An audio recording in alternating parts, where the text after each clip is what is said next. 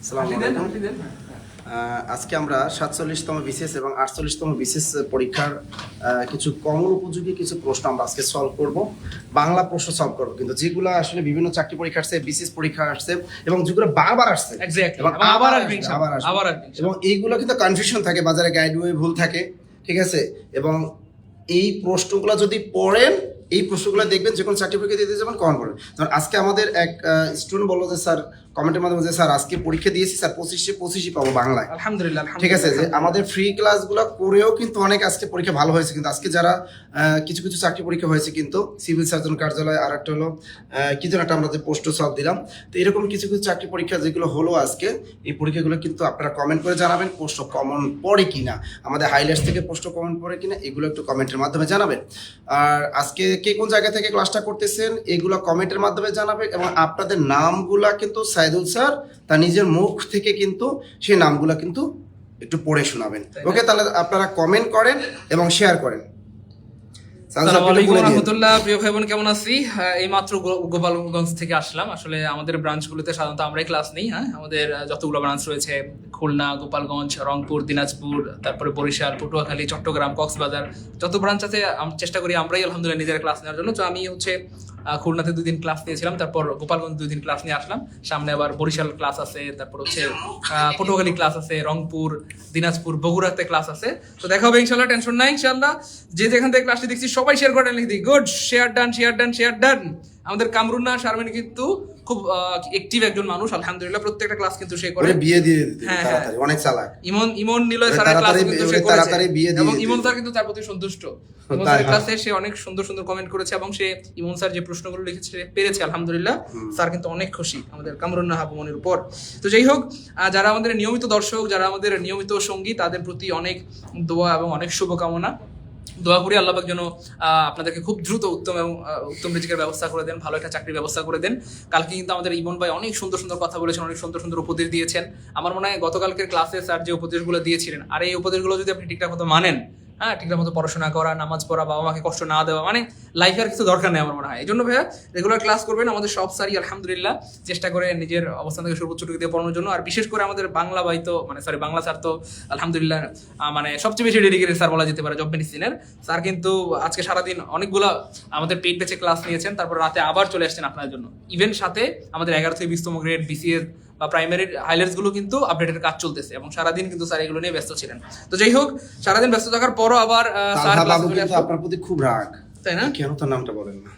হ্যাঁ, নাম বলে দিচ্ছি। মারিয়াম আক্তার শেয়ার করে লিখেছেন, নিজুম বর্ষা, তানিয়া ইসলাম, মোশাররফ আচ্ছা, আমাদের যে রাকিব ভাই, এই যে আমাদের দেখেন তালহা বাবু, আমাদের যে শনির একটা শাখার পরিচালক প্লাস সম্মানিত ইংরেজির বস গুরু, হ্যাঁ, তিনি একটু কমেন্টের মাধ্যমে জানিয়ে দিবেন যে তিনি আমাদের লিখিত ক্লাস কবে নেবেন ইংরেজি, অর্থাৎ ইংরেজি যে আছে না অনুবাদ, ট্রান্সলেশন করে একটা ক্লাস নেওয়ার কথা, কিন্তু অর্থাৎ কিভাবে স্মার্ট বাংলাদেশ কিভাবে একটা এইচএ লেখা যায়, এর উপর কবে ক্লাস নেবেন স্যার একটু কমেন্টে জানিয়ে দেন। হ্যাঁ স্যার, একটু কমেন্টে জানাই দেন ইনশাআল্লাহ, আপনি কবে ফ্রি থাকবেন, কবে আমাদেরকে সময় দিবেন ইনশাআল্লাহ। ওরে ভাই, আজকে আমাদের নিজামুদ্দিনও আছে, বাহ।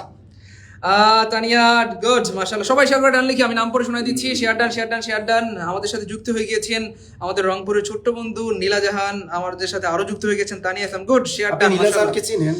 কেন চিনবো না? হ্যাঁ, কেন চিনবো না? নাকি হাঁসের মাংস খাইছে নাকি? কেন চিনবো না, কেন সেটা জানতে চাইছি। কেন চিনবো না বলেন? আচ্ছা, কামরুল আলম শেয়ার করে লিখেছেন আসমান উপর, মাশাআল্লাহ। দীপিকা, ভাই ছেলেদের নাম বলেন দুই একটা। আরে ভাই, যা আপনাকে কি আমি বলেছি একবার যে আপনি শুধু মেয়েদের নাম পড়েন?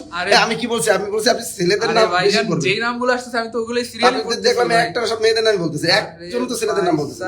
আচ্ছা, যাই হোক, জুলফিকার রহমান ভাইয়া, ইন্দু খান ভাইয়া, Subran Hasan Sabu, thank you so much. Enamul ভাইয়া শেয়ার করে লিখেছেন, মহিউদ্দিন, শাকিলা শাকি, আদ্রিক রায়, জোটন, মহিউদ্দিন, সাবিনা ইয়াসমিন। গুড, মাশাআল্লাহ। দ্রুত দেরি করতে হয় না প্রিয় ভাই বোন আমার, কারণ যত দ্রুত শেয়ার করবো তত দ্রুত কিন্তু ক্লাসটা শুরু হয়ে যাবে। এবং মজার ব্যাপার হচ্ছে আমরা কিন্তু আজকে বিগত বছরে আসা গুরুত্বপূর্ণ প্রশ্নগুলো সলভ করবো এবং আমাদের স্যার কিন্তু টার্গেট নিয়েছেন 100 প্রশ্নের সমাধান, এবং আজকে এটা প্রথম পর্ব। যতটুকু সম্ভব হয় স্যার কিন্তু টানতেই থাকবেন ইনশাআল্লাহ। এখান থেকে দেখবেন যে চাকরি পরীক্ষায় কেমনে প্রশ্ন কমন, ইনশাআল্লাহ হুবহু কমন পাবেন ইনশাআল্লাহ। অনেক চমৎকার প্রশ্নগুলো রেখেছে, খুবই চমৎকার। হ্যাঁ, ইনশাআল্লাহ। দ্রুত।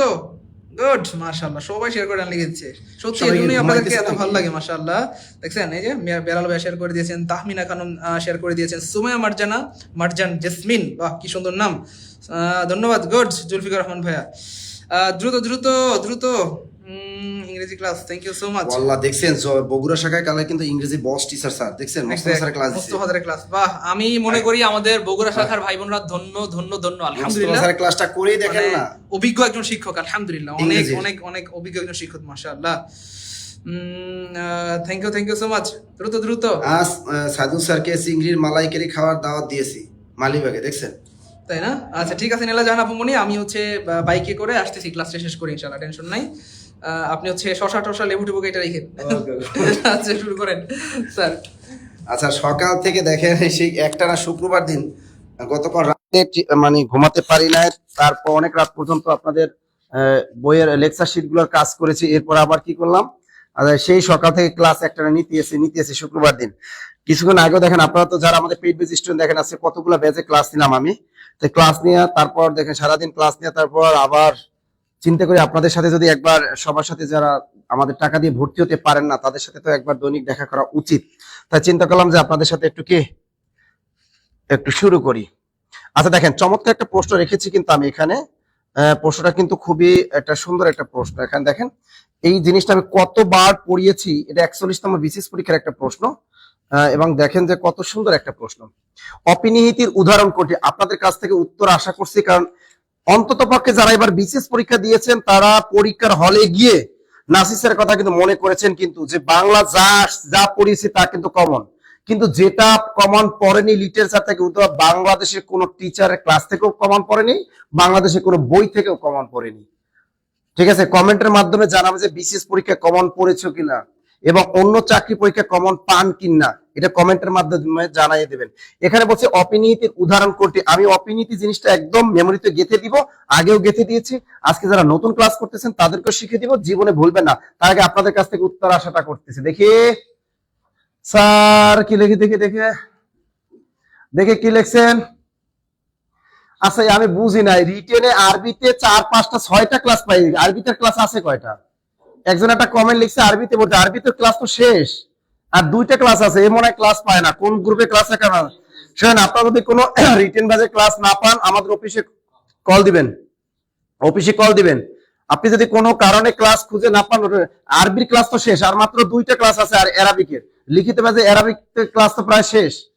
খুঁজে না পেলে আমি বারবার বলে আমাদের অফিসে কল দেন, এখানে এসে অনলাইনে এসে এটা কমেন্ট করে বসেন, পরে এমন ব্লক খাইবেন জীবন আর ক্লাস তো দূরের কথা, চাকরিও পাইতেন না।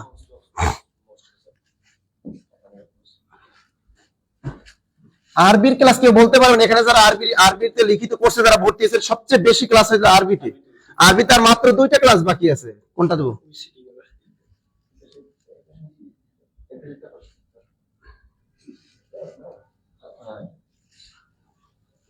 আচ্ছা দেখেন এবার, আচ্ছা এবার বলেন তো কি হবে উত্তরটা। আজি আইজ, আর আমি অনলাইনে ভর্তির জন্য কল দিয়েছিলাম। আচ্ছা দেখি এখন আর অনলাইনে কল দিয়েন না, ক্লাস শেষে আমার কাছে যত লাগে আমার কাছে কল দিয়েন। আচ্ছা এখানে একটু দেখেন অপিনীতির উদাহরণটা কি, আপনারা অনেকেই বলে ফেলেছেন স্যার আজি আইস, সহজ একটা প্রশ্ন ছিল। ভাইয়া একটা জিনিস মাথার ভিতরে গেঁথে রাখেন, সবসময় ধ্বনি পরিবর্তন ক্লাস আমি বলি, অপিনীতি মানে আর কিচ্ছু নেই, একটা রস্য একটা রস্য। অপিনীতি মানে কি? একটা রস্য আর একটা রস্য। অপিনীতি মানে একটা হলো রস্য আর একটা কি, আর একটা হলো রস্য, আর কিছুই না। এই দুটো জিনিস কথা সবসময় মাথা রাখবেন। অপিনীতি মানে একটা হলো রস্য আর একটা কি, রস্য। ওকে, অপিনীতি মানে রস্য রস্য। এখন দেখেন কিভাবে, যেমন মারি, এই যে রস্যকারটা আছে না, এই রস্যকারটা মাঝখানে ঢুকে পড়বে। অপিনীতির কাজটা কি জানেন? এই শেষে যে এই যে একটা রস্যকার আছে না, এটা মাঝখানে ঢুকে পড়বে, আর কোনো চেঞ্জ হয় না। দেখেন হবে কি, বলে আমি তোমাকে মায়ের দিব, কিন্তু দেখেন এই ময়কারমা এই র ঠিকই থাকে, এই রস্যকারটা টুস করে মাঝখানে ঢুকে পড়বে, আর কোনো কাজ নেই। মায়ের, দেখছেন, আমি তোমাকে মায়ের দিব। এবার দেখেন, এবার এটা আপনারা বলেন চারি, এটা উত্তরটা বলে দেন দেখি কে পারেন। এবার বলেন চারি, হ্যাঁ এই তো তালহা বুট খায়রুন্নিসা মারি মায়ের সুমি ইসলাম, হ্যাঁ এই রে আল্লাহ, সুমাইয়া আগে বলে দিচ্ছে স্যার চারি চাই, গুড, আগে উত্তরটা দিয়ে দিচ্ছে। দেখি আর কি কে উত্তরটা দ্রুত। ছেলেরা কি করেন? ছেলেরা দুনুয়া উত্তর করেন। হ্যাঁ এই যে দেলোয়ার খান স্যার চাই হবে, ভেরি গুড। দেখেন এই রসইকাটা মাঝখানে ঢুকে দেন, হয়ে যাবে কি চাই, এই রসইকাটা টুস করে মাঝখানে ঢুকে যাবে, ঠিক আছে না? তার রসই দিয়ে আমরা অনেক উদাহরণ পাইলাম। এবার দেখেন রস্যকার দিয়ে একটা উদাহরণ দেয়, আশু, এই রস্যকাটা মাঝখানে টুস করে ঢুকাই দেন, সরেয়া এই রস্যু কটা মাঝখানে, এই রস্যু এই তালা বসা, আর কোনো চেঞ্জ হবে না। রস্যু কটা টুস করে মাঝখানে ঢুকে পড়বে, এই যে দেখেন সরেয়া রস্যু তালা বসা, এই আউশ মাঝখানে ঢুকে পড়লো আউশ। এবার তাহলে আপনারা এটা করেন, সাধু, এটা কি হবে বলেন তো? সাধু কি হবে বলেন তো? সাধু, সাধু কি হবে? দ্রুত দ্রুত দ্রুত, এটা কি বলেন তো ভাইয়ারা? বলেন বলেন বলেন, কি হবে? আজকে আপনাদের পথ প্রকরণ পড়াইছিলাম, মেবি পথ প্রকরণের ক্লাসটা কেমন ছিল বলেন তো? মারিয়া লেখছে খুলনায় আপনারা ক্লাস নেন, কেন নিব না? খুলনা শাখার মালিকই তো আমরা, খুলনা শাখায় ক্লাস নিব না কেন? সাইদুল স্যার তো গতকালও তো মানে পরশু দিন তার আগের দিন তো সাইদুল স্যার ক্লাস ছিল খুলনা শাখায় এবং দৌলতপুর শাখায়। খুলনা তো দুইটা শাখা আমাদের। আমি নাসির স্যার তো ক্লাস নিতে যাবো, আমি ক্লাস নেবো খুলনায় কবে? 18-19 তারিখে তো আমি খুলনায় ক্লাস নেবো 2 দিন। কি বলেন? ক্লাস নিয়েই না মানে খুলনা শাখা জমজমাট শাখা কি বলে? আচ্ছা বলেন তো কি হবে বলেন তো? বলেন বলেন। আমাদের খুলনাও তো ডিজিটাল বোর্ড, আমরা যেখানে থাকি আমরা সেখানে বসে আমরা অনলাইন ক্লাস নিতে পারি, কারণ আমাদের অধিকাংশ শাখায় ডিজিটাল বোর্ড আছে। তো এই যে দেখেন আপনারা সবাই পারলেন সাউথ গড, এই দেখেন দন্তসা, এই রসুকটা টুস করে মাঝখানে ঢুকে দেন, এই যে দেখেন সাউথ, ওয়াও ক্লিয়ার। অপিনীতি আর জীবনে ভুলবেন অপিনীতি। এই এখন দেখেন অপিনীতি উদাহরণ কোনটি? 41তম বিশেষ পরীক্ষায় আজই, এই যে দেখেন আজই এই রসুকটা টুস করে মাঝখানে ঢুকে পড়ছে। আইজ উত্তরটা সবাই পেরেছেন, সবাই পেরেছেন, ক্লিয়ার। এই তো হাবিবা আক্তার বৃষ্টি স্যার, পথ প্রকরণের ক্লাসটা অসাধারণ ছিল, গুড গুড স্যার। আপনার ক্লাস আমার কাছে ঘুম না আসার ঔষধ, মিরাজুল ইসলাম, অসংখ্য ধন্যবাদ। আজকে পথ প্রকরণ শুধু বিশিষ্ট সর্বনাম আর বিশেষণ পড়াইলাম, দেখেন এর ভিতরেই প্রায় 1 ঘন্টা 45 মিনিট শেষ। পথ প্রকরণ ভাই, প্রত্যেকটা ব্যাকরণের ক্লাস, সাহিত্য প্রত্যেকটা যদি বেসিক থেকে না শেখেন আপনি চাকরি পরীক্ষা টিকতেন না, কারণ আপনি ভাষা জ্ঞান অর্জন করার দিন শেষ। যে আপনাকে একটা চটি বই ধরাই দিলাম, এটা আপনি খেয়ে ফেললেন, আপনার চাকরি পরীক্ষা সব পারবেন, এত সহজ না। ওকে, তাহলে আমি এটা বলে গেলাম। দেখেন এখানে আরেকটা জিনিস খেয়াল করেন, অপিনীতির ভিতরে দেখেন আরেকটা জিনিস আছে, এই যে বাক্য, যদি দেখেন অপিনীতি এই রসের রস্য ছাড়াও কিন্তু আছে, অর্থাৎ শেষে যদি জফলা থাকে, ঠিক আছে, তাহলে মাঝখানে টুস করে একটা রসইকে ঢুকে পড়বে, এই যে বাক্য হয়ে যাবে বাক্য, সব ঠিক থাকবে, বা এই কয় জফলা ঠিক, শুধু অতিরিক্ত এই বাক্য মাঝখানে একটা রসইকে ঢুকে পড়বে, এটাও কিন্তু অপিনীতি। দেখেন বাক্য বাক্য। আচ্ছা আমি আর একটা উদাহরণ দিই, কাব্য, এটা আপনারা বলেন তো কাব্য কি হবে বলেন তো? ওগুলা পেজ বেজের ক্লাস হলো, কাব্য কি হলো বলেন তো? কাব্যটা কি হবে? কাব্য দেখি দেখি, কাব্য কাব্য কাব্য কাব্য, দেখি কে আগে উত্তরটা দিতে পারেন, কে আগে? দেখি দেখি দেখি কে পারেন, কে পারেন আগে? এত সুন্দর পারেন আপনারা। হ্যাঁ দেখি দেখি দেখি দেখি, হ্যাঁ পেজ বেজের ক্লাসে পথ প্রকরণের ক্লাসটা ছিল, দ্রুত। এই তো সুমাইয়া কেমনে আগে উত্তর দিল, মেঘলা আকাশ কাব্য, তানজিলা কাব্য, গুড স্যার, এত সহজ কাব্য, কারণ এই অতিরিক্তটা রসইকার মাঝখানে ঢুকে পড়বে, কয়কার কা বয়স সব ঠিক থাকবে, ঠিক আছে না? সহজ না বলেন? আচ্ছা আরেকটা বানাই দিই, আমি দেখি লাস্ট একটা বানাই দিই। আচ্ছা আমি এটা বলেন পদ্ম, এটা কি হবে বলেন তো? পদ্ম। যারা জব মেডিসিনে নিয়মিত ক্লাস করে আমার মনে হয় অন্যদের শিখাতে পারে, তারা অন্যদের শিখাতে পারে। আপনারা মানুষকে শিখাবেন, এই যে ক্লাস করেন আমাদের ক্লাস করে অন্যদের শিখাবেন, শিখাইলে কিন্তু কমে না, মানে জ্ঞান আরো বাড়ে। ধ্বনি পরিবর্তন আরেকজনকে শিখাই দিবেন, কারণ ধ্বনি পরিবর্তন দিয়ে দেখেছি অনেকে পড়তে গেলে গায়ে জ্বর আসে। Very good Afzal Hossain, very good Afzal Hossain, Sumaiya, Rabiullah, good. পদ্ম পদ্য, পরশই দয়জা ফলা পদ্য। এখন আমাকে বলেন, যদি আপনি কোনো মন্ত্রণালয় পরীক্ষা আসে, কোনো বিশেষ পরীক্ষায় যদি অপিনীতি থেকে প্রশ্ন আসে, যদি কোনো লিখিত পরীক্ষায়, কোনো পিএসসি নন করা লিখিত পরীক্ষা বা অন্য চাকরি কোনো পরীক্ষা যদি আপনার যদি এই অপিনীতি থেকে কোনো প্রশ্ন আসে, পারবেন কিনা কমেন্টে জানান, কমেন্টের মাধ্যমে জানান পারবেন কিনা। এই রাসেল মোল্লা দ্রুত কমেন্ট, আপনি কি পাদ্য মানে কি? এটা আবার কি করলেন? পাদ্য না মিয়া, পাদ্য না, পাদ্য যদি হয় তাহলে লেখা লাগতো পয়কার পা দরজা ভালা পাদ্য, পাদ্য থাকলে তাহলে মাইরে দিতাম পাদ্য, এটা আসলে হয় না। দেখি দেখি দেখি, এই কথা কন্যা পারবেন? কোন লিখিত আসুক আর প্রিলি আসুক, আপনি তো বস। গুড, দেখছেন একটা প্রশ্নের মাধ্যমে কিভাবে অপিনীতিটা শিখাই দিলাম। এবার নেক্সট প্রশ্নটা চলে যায়, দেখেন চমৎকার একটা প্রশ্ন। চর্যাপদ আবিষ্কৃত হয় কোথা থেকে? 28তম বিশেষ পরীক্ষা আসছে। এখন এটাই যে আবার আসবে এমন কথা নাই ভাইয়া, বিশেষ পরীক্ষা রিপিট করে খুবই কম, কিন্তু ওই রিলেটেড প্রশ্নই কিন্তু আসে। এবার দেখেন চর্যাপদ আবিষ্কৃত হয় কোথা থেকে, তার আগে আমাদেরকে জানতে হবে এই চর্যাপদ, ঠিক আছে না, চর্যাপদ সম্পর্কে জানতে হবে। চর্যাপদ আবিষ্কার করতে কে গেল? আমরা জানি এই চর্যাপদের যিনি আবিষ্কারক তার নাম কি? ডক্টর হরপ্রসাদ শাস্ত্রী। এই ব্যাটার বাড়ি কোথায়? এই লোকটার বাড়ি হলো কলকাতায়। এখন দেখেন তিনি যে কলকাতার মানুষ, কলকাতা বিশ্ববিদ্যালয়ের অধ্যাপক। এখন দেখেন ডক্টর হরপ্রসাদ শাস্ত্রী কোন বিশ্ববিদ্যালয়ে অধ্যাপনা করেন? তিনি দুইটি বিশ্ববিদ্যালয়ে অধ্যাপনা করেছেন। প্রথমে অধ্যাপনা করেছেন কলকাতা বিশ্ববিদ্যালয় বাংলা ডিপার্টমেন্টের। পরবর্তীতে যখন 1921 সালে ঢাকা বিশ্ববিদ্যালয় প্রতিষ্ঠিত হয় তখন তিনি কিন্তু ঢাকা বিশ্ববিদ্যালয়ে তিনি কি করেন? বাংলা ডিপার্টমেন্টের প্রথম হেড চেয়ারম্যান হিসেবে তিনি কি জয়েন করলেন। সুতরাং তিনি কিন্তু দুইটা ইউনিভার্সিটিতে অধ্যাপনা করেছেন। এবার দেখেন চর্যাপদ আবিষ্কারের জন্য তিনি কিন্তু মোট 3 বার নেপাল গিয়েছিলেন। কতবার? 3 বার। 1897, 1898 এবং সর্বশেষ 1907 সালে নেপালের রয়্যাল লাইব্রেরি থেকে তিনি চর্যাপদের সাথে মোট 4টা পুঁথি উদ্ধার করেছিলেন। কয়টা? 4টা। 1 নম্বরে চর্যাচর্য বিনিশ্চয়, 2 নম্বরে সরলপদের দোহা কোষ, 3 নম্বরে কি কান্ন সরলপদের দোহা, 3 নম্বরে কৃষ্ণপদের দোহা, 4 নম্বর হলো ডাকর্ণব। এই 4টি তালপাতার পুঁথির একটি তালিকা তিনি প্রথম 1915 সালে কলকাতার এশিয়াটিক সোসাইটি থেকে প্রকাশ করেন। এর পরের বছর তিনি এই চর্যাচর্য বিনিশ্চয় নামটা চেঞ্জ করে চর্যাপদ দিয়ে তিনি কি করলেন? এটা কলকাতার বঙ্গীয় সাহিত্য পরিষদ থেকে 1000 বছরের পুরানো বাংলা ভাষায় রচিত বৌদ্ধগান এবং দোহা নামে তিনি এটি প্রকাশ করেন। তাহলে চর্যাপদ আবিষ্কৃত হয় কোথা থেকে? নেপালের রয়্যাল লাইব্রেরি থেকে। কত সালে? 1907 সালে। আবিষ্কার করলো কে? ডক্টর হরপ্রসাদ শাস্ত্রী। চর্যাপদ সম্পাদনা করলো কে? এই ডক্টর হরপ্রসাদ শাস্ত্রী। তিনি কি করলেন? এটা কোথা থেকে প্রকাশ করলেন? কলকাতার বঙ্গীয় সাহিত্য পরিষদ থেকে। কত সালে প্রকাশ করলেন? 1916 সালে। কি নামে প্রকাশ করেন? 1000 বছরের পুরনো বাংলা ভাষায় রচিত বৌদ্ধগান এবং দোহা নামে তিনি এটা প্রকাশ করলেন। তা দেখেন এখানে কি বলছে? চর্যাপদ আবিষ্কৃত হয় কোথা থেকে? উত্তরটা কি হবে?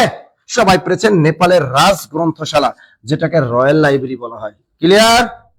Clear clear clear? কথা কন না কে? ক্লিয়ার কিনা? ক্লিয়ার কিনা? তা এখান থেকে যদি এখন চর্যাপদের আবিষ্কার থেকে আসে আমি পারবো কিনা বলেন?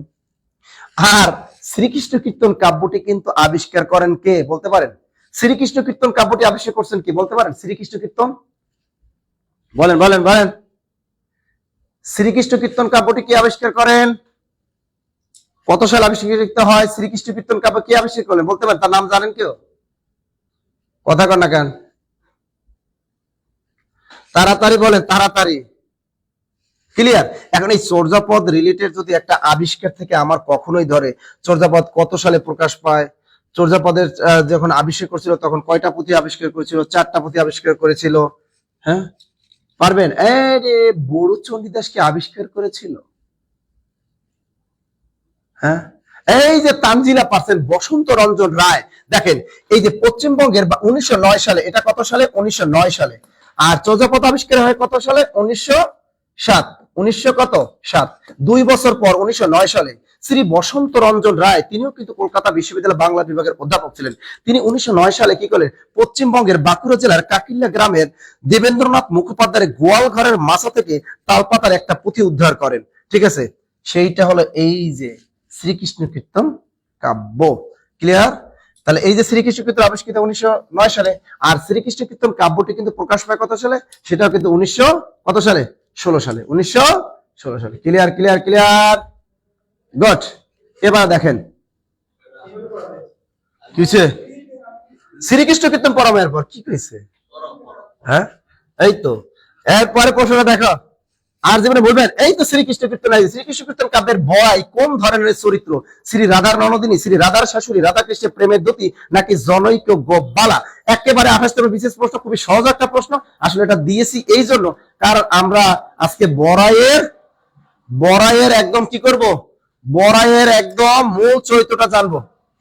একটা জিনিস মাথায় রাখবেন, একটা জিনিস খেয়াল করেন যে এই শ্রীকৃষ্ণ কীর্তন কাব্যটার রচয়িতা কে জানেন? বড়ু চণ্ডীদাস। বড়ু চণ্ডীদাস। তাহলে এই শ্রীকৃষ্ণ কীর্তন কাব্যটির রচয়িতা কে? বড়ু চণ্ডীদাস। বড়ু চণ্ডীদাস মনে থাকবে। উত্তরটা সবাই পারবেন, কিন্তু এটা কেন দিয়েছি এটা দেখেন। এই শ্রীকৃষ্ণ কীর্তন কাব্যের বড়াই কোন ধরনের চরিত্র? দেখেন এই ধরনের প্রশ্ন আমি আগেও কিন্তু অনেক ব্যাখ্যা করেছি কিনা একটু বলেন। আগেও কিন্তু ব্যাখ্যা করেছি, একটু খেয়াল করেন। রাধা কৃষ্ণ, এই যে শ্রীকৃষ্ণ কীর্তন কাব্যটির রচয়িতাকে, মূল রচয়িতা হলো বড়ু চণ্ডীদাস। আর শ্রীকৃষ্ণ কীর্তন কাব্যটি আবিষ্কারককে শ্রী বসন্ত রঞ্জন রায়। এখন দেখেন এই শ্রীকৃষ্ণ কীর্তন কাব্যের প্রধান চরিত্র হলো তিনটি, রাধা, কৃষ্ণ, বড়াই। কি কি চরিত্র দেখেন, 1 নম্বরে হলো রাধা, 2 নম্বরে হলো কৃষ্ণ, 3 নম্বরে কি বড়াই। এই তিনটা, ঠিক আছে না? রাধা, কৃষ্ণ আর একটা কি বড়াই। এখন দেখেন আমরা সবাই জানি রাধা কৃষ্ণ সম্পর্কে মোটামুটি জানা আছে, কিন্তু এই বড়াইটা কে? এই বড়াই কি? চুল পাকা সাদা একজন বয়স্ক নারী, চুল পাকা সাদা একজন বয়স্ক নারী। সে কে? সে হলো এই বড়াই, ঠিক আছে? এখন দেখেন এই রাধার বিয়ে হয়েছিল কার সাথে? রাধার বিয়েটা হয়েছিল আয়ান ঘোষ। তা রাধার স্বামীর নাম কি? আয়ান ঘোষ অথবা আইহান ঘোষ আমরা বলি। এলো রাধার হাজবেন্ড, মানে রাধার কি, আমাদের রাধার স্বামীকে আয়ান ঘোষ। তাই আয়ান ঘোষের কি হতো? ফুপি। এই আয়ান ঘোষের ফুপি কে? এই আয়ান ঘোষের ফুপি হলো কে? এই বড়াই, তাই না? ফুপি। কিন্তু দেখেন তাকে বলা হয় শ্রীকৃষ্ণ কীর্তন ভাবে রাধা কৃষ্ণের প্রেমের দূতী বলা হয়, অর্থাৎ ঘটক বলা হয় কাকে? এই বড়াইকে। কিন্তু প্রকৃতপক্ষে দেখেন এই বড়াই চরিত্র কিন্তু মোটেও ভালো ছিল না। এই বড়াই ছিল লেসবিয়ান। কি ছিল? লেসবিয়ান। তা লেসবিয়ান কে ছিল? লেসবিয়ান হলো বড়াই। বড়াই কি? একটা লেসবিয়ান দুষ্ট চরিত্র। তার চরিত্র কিন্তু মোটেও ভালো না। বাংলা সাহিত্যের প্রথম মানব চরিত্র বলা হয় এই বড়াইকে। প্রশ্নটা কিন্তু বিশেষ পরীক্ষা আসতে পারে যে বাংলা সাহিত্যের প্রথম মানব চরিত্র বলা হয় কাকে? এই বড়াইকে বলা হয় বাংলা সাহিত্যের প্রথম মানব চরিত্র। আর লেসবিয়ান শব্দের বাংলা কি কেউ পারেন? বলেন। হ্যাঁ, এই যে স্যার আহসান হাবিব লিখছে, স্যার বড়াই মূলত তাদের মধ্যে অবৈধ সম্পর্ক তৈরি করতে সাহায্য করেছে, অর্থাৎ পরকীয়া প্রেমের ক্ষেত্রে সাহায্য করেছে। এবার বলতে পারে লেসবিয়ানের বাংলাটা কি? আমি বড়াইকে বলেছি চুল পাকা বয়স্ক মহিলা, সে কিন্তু লেসবিয়ান ছিল, মানেটা কি? ঠিক আছে। আর আয়ান ঘোষ যে ছিল, আয়ান ঘোষ এ কিন্তু ছিল নপুংসক। এ ছিল কি? নপুংসক। এ কিন্তু ছিল নপুংসক। আমরা ইদানিং দেখতেছি প্রত্যেকটা বিশেষ পরীক্ষায় কিন্তু আগের বিশেষ পরীক্ষা শ্রীকৃষ্ণ কীর্তন কাব্য থেকে প্রশ্ন ধরেছে, এবারও বিশেষ পরীক্ষা শ্রীকৃষ্ণ কীর্তন কাব্য থেকে প্রশ্ন ধরেছে, তাই না? হ্যাঁ, এই যে তালহা বাবু অনেক চমৎকার লেগেছে, শরীফ থেকে শরীফা, সে বলছে শরীফ থেকে। হ্যাঁ, এই যে নুসরাত জাহান তন্নি চমৎকার লিখছে, স্যার এটা হলো সমকামী, যেটাকে আমরা সমকামী হিসেবে চিনি, সেটা হলো লেসবিয়ান টাইপের মহিলা ছিল। তিনি সবসময় এই রাধাকে কুপ্রস্তাব দিত। কে? এই বড়াই। এই কথাটা আপনারা অনেকেই জানতেন না যে এ মহিলা যে একজন লেসবিয়ান ছিল, এটা আমরা অনেকেই জানতেন না। এটা কিন্তু লেসবিয়ান টাইপের নারী ছিল এবং সে রাধাকে অনেক সময় কুপ্রস্তাব দিল। রাধা তাতে সায় দেয় নাই। এই জন্য রাধার প্রতি প্রতিশোধ গ্রহণের জন্যই সে কৃষ্ণের মাধ্যমে সে প্রতিশোধ গুলা নিয়েছে। ক্লিয়ার? এবারে দেখেন, তাহলে আমরা বুঝে গেছি এই রাধার হাজবেন্ড ছিল কে? আয়ান ঘোষ। আয়ান ঘোষ কেন? এ ছিল কি? নপুংসক। এবার আপনাদেরকে বলতে হবে এই নপুংসক মানেটা কি? নপুংসক মানে কি বলেন তো? নপুংসক মানেটা কি? দ্রুত বলেন। নপুংসক মানেটা কি? দ্রুত বলেন, দ্রুত। যেদিন শ্রীকৃষ্ণ কীর্তনের ক্লাস নিব, ফ্রি ক্লাস নিয়ে দেবো ইনশাল্লাহ। শ্রীকৃষ্ণ কীর্তনের প্রতি ভিতর থেকে যেভাবে প্রশ্ন আসুক বিশেষ পরীক্ষা আপনি পারবেন। হ্যাঁ, আমরা বুঝতে পেরেছি না আপনারা লেসবিয়ান, আমরা বুঝতে পেরেছি। যাই হোক, এবারে বলেন নপুংসক মানে কি? এই যে সানাউল্লাহ ভাইয়া লিখেছেন পুরুষত্বহীন। কাজী রায়ান হিজলা, না হিজলা না, জানি না। শাহেদ তারপর কি লিখছে? অক্ষম। অক্ষম মানে কি? আশিক রহমান লিখছেন পুরুষত্বহীন। ইম্পোর্টেন্স, সোমায়া মনি লিখছেন ইম্পোর্টেন্স। হ্যাঁ, এগুলো দেখেন। তাহলে এই নপুংসক মানে হলো আমরা পেয়ে গেছি আপনারা পুরুষত্বহীন। তার মানে এই রাধার সাথে বিয়ে হয়েছিল কার? আয়ান ঘোষের, কিন্তু আয়ান ঘোষ ছিল পুরুষত্বহীন। ক্লিয়ার? ওকে, এখন দেখেন তাই শ্রীকৃষ্ণ কীর্তন কাব্যের বড়াই কোন ধরনের চরিত্র? বড়াই কিন্তু একজন রাধাকৃষ্ণের প্রেমের দূতী বলা হয়, দূতী। এই রাধাকৃষ্ণের যে শ্রীকৃষ্ণ কীর্তন কাব্যের খণ্ড আছে মোট 13টি। কয়টি? 13টি। ইনশাল্লাহ যেদিন আবার বিশেষ এর ক্লাসে শ্রীকৃষ্ণ কীর্তন পড়াবো, আপনারা সবাই থাকবেন ইনশাল্লাহ। আমি 13টা খণ্ডই পড়াই দেবো ইনশাল্লাহ, যাতে আপনার প্রিলি লিখিত উভয় আপনি কি পারেন? প্রস্তুতি নিতে পারেন। ওকে, আমরা নেক্সট প্রশ্নে চলে যাচ্ছি। আর শ্রীকৃষ্ণ কীর্তন প্রেম কাহিনী আজকে বলবো না, তাহলে মজা থাকবে না। দেখেন, এবার আসছে গিন্নি কোন শ্রেণীর শব্দ? এই একটা প্রশ্ন আসছে, এটা আপনারা সবাই পারবেন, কিন্তু আমি এর মাধ্যমে আমি শিখিয়ে দিব অর্ধ তৎসম শব্দ কি? আর জীবনে ভুলবেন না। দেখি তো, দ্রুত দ্রুত দ্রুত দ্রুত। সাউন্ড গ্যার গ্যার করছে। আচ্ছা, সাউন্ড আমি করে দিচ্ছি,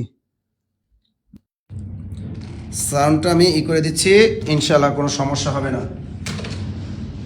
আচ্ছা দেখেন, গিন্নি কোন শ্রেণীর শব্দ বলেন?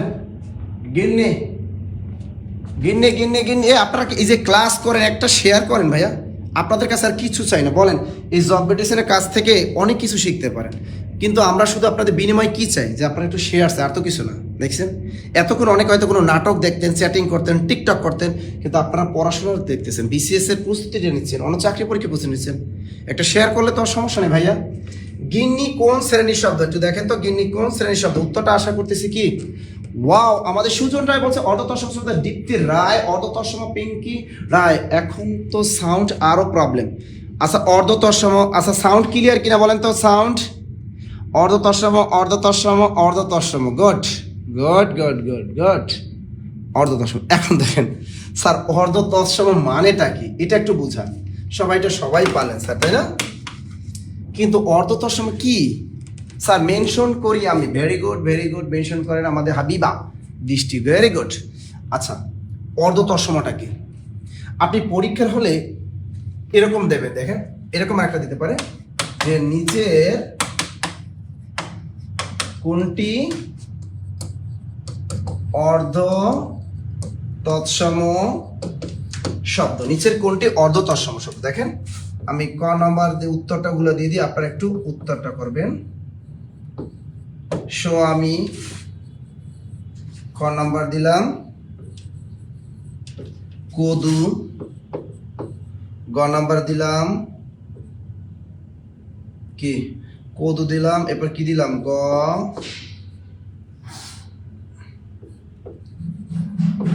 খুকি, গ নাম্বার কি দিলাম জাম। দেখেন এখানে কি দিলাম, নিচের কোনটি অর্ধ তৎসম শব্দ, তাই তো? একটু খেয়াল করেন, অর্ধ তৎসম জিনিসটা শেখেন, পড়া লাগবে না। আপনি চারটা অপশন দেখবেন, চারটা কি অপশন দেখবেন, এর ভিতরে দেখবেন যে শব্দটা এখন আর আমরা বাংলা ভাষায় ব্যবহার করি না, যে শব্দটা চারটা অপশন ভিতরে দেখবেন পরীক্ষা হলে, যে শব্দটা এখন আমরা ব্যবহারই করি না, অর্থাৎ ওটার এখন আর বেইল নেই, আমাদের মার্কেটে এখন ওটা চলেই না, বাংলা ভাষা এখন আর ওটা চলে না, আমরা রেয়ার ব্যবহার করি, করলেও আমরা মুখের ভিতরে গ্রামে আঞ্চলিক ভাষা দু একজন রেয়ার ব্যবহার করে, ওই শব্দটাকে বলা হয় অর্ধতৎসম শব্দ। তা নিচের কোনটি অর্ধতৎসম বলেন বলেন বলেন বলেন বলেন? স্বামী। এই যে দেখেন আমরা কদু কিন্তু অহরহ বলি, কদু আমাদের দেশি শব্দ, অহরহ বলি কিন্তু কদু। খুকি এটা আমাদের দেশি শব্দ, খুকি কিন্তু এটা আমাদের দেশি শব্দ, এটা আমরা অহরহ বলি। জাম আমরা জাম খাই, এটা অহরহ ব্যবহার করি, কিন্তু স্বামী শব্দটা কিন্তু আমরা ব্যবহার করি না। স্বামী শব্দটা কি আমরা কিন্তু অহরহ, আমরা কি করি, মেয়েরা সাধারণত আদর করে হাজবেন্ডকে ডাকে স্বামী, কি করো তুমি? অর্থাৎ হাজবেন্ডকে যখন পটায় রাতে, অর্থাৎ তার টাকা লাগবে বা ড্রেস লাগবে বা বাপের বাড়ি যাওয়া লাগবে বা কোনো অনুষ্ঠানে যাওয়া লাগবে, হাজবেন্ডের কাছ থেকে অনুমতি নেওয়ার জন্য, হাজবেন্ডকে একটু রোমান্স দেওয়ার জন্য তাকে আদর করে মেয়েরা স্বামী বলে ডাকে। স্বামীকে কি ডাকে? স্বামী। সুতরাং এই শব্দটা কিন্তু আমরা সবাই ব্যবহার করি না, সুতরাং এটাই হলো অর্ধ তৎসম শব্দ। ক্লিয়ার? এবার দেখেন এরকম আরো আছে, দেখেন কুৎসিত, কুৎসিত, এই শব্দটা কিন্তু আমরা ব্যবহার করি না, এর পরিবর্তে আমরা ব্যবহার করি কুৎসিত, আমরা কিন্তু এটা ব্যবহার করি, কিন্তু এটা কিন্তু করি না। সুতরাং কুৎসিত কি অর্ধ তৎসম শব্দ। এবারে দেখেন নেমন্তন্ন, নেমন্তন্ন, আমরা কিন্তু নেমন্তন্ন বলি না, আমরা বলি আমার বাসায় তোমার নিমন্ত্রণ রইল, এর পরিবর্তে আমরা বলি কি, এর পরিবর্তে আমরা বলি নিমন্ত্রণ, এটা ব্যবহার করি, কিন্তু এটা ব্যবহার করি না। ঠিক আছে না? তো এই যে কুৎসিত, নেমন্তন্ন। আবার দেখো জোছনা, জায়গায় জোছনা, এখানে জোছনা, আমরা কিন্তু জোছনা ব্যবহার করি না, আমরা বলি জোছনা। ঠিক আছে, এই জন্য জোছনা, নেমন্তন্ন, কুৎসিত এগুলা কি অর্ধ তৎসম। আরেকটা দেখেন শ্রাদ্ধ, শ্রাদ্ধ, আমরা কিন্তু এই শ্রাদ্ধ শব্দটা ব্যবহার করি না, এর পরিবর্তে আমরা এই ওয়ার্ডটা ব্যবহার করি, তাই না? এটা ব্যবহার করি, কিন্তু এটা কিন্তু করি না।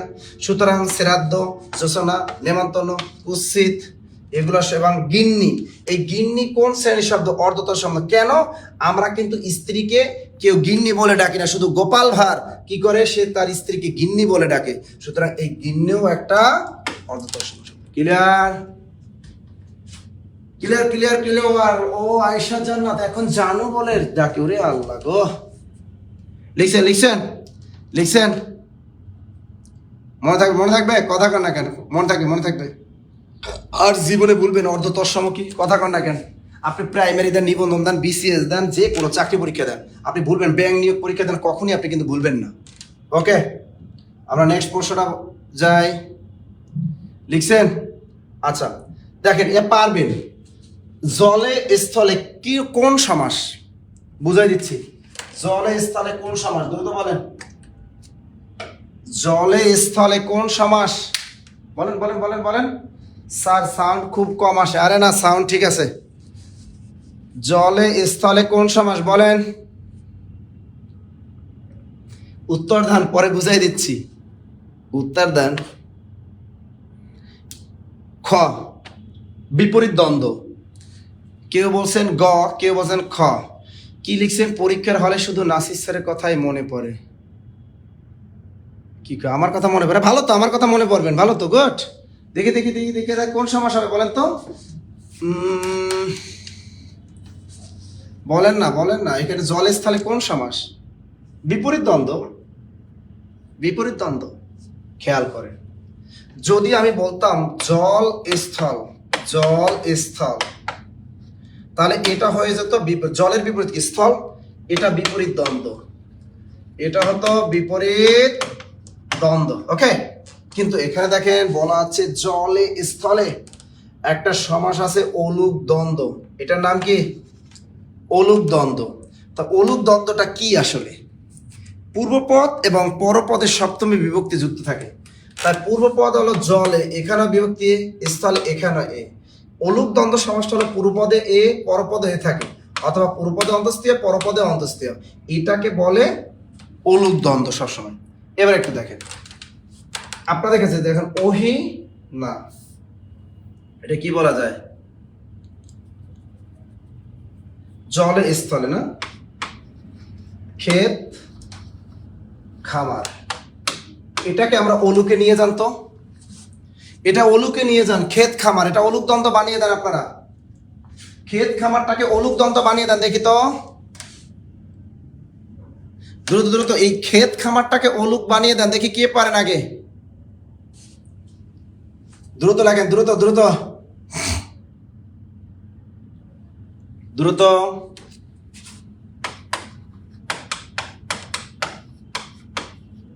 ক্ষেত খামারটার অলুক বানাই দেন। Zakaria Ahmed, very good. খেতে খামারে, খেতে খামারে। সুমাইয়া বলছেন স্যার খেতে খামারে, গুড। এই ক্ষেত্রে খামারে কি? সানাউল্লাহ ক্ষেত্রে খামারে না, খেতে খামারে, খেতে খামারে, খেতে খামারে, গুড। দেন ক্ষেত খামার, এটা আমরা কি দেবো? আমি বলছি পূর্বপদে এ মারবেন, পরপদে মারবেন, তো এটাকে আমরা বানাই খেতে খামারে। অলুক দ্বন্দ্ব হয়ে গেল, হয় না কি? কথা কান্নাকা ক্লিয়ার ক্লিয়ার, গুড।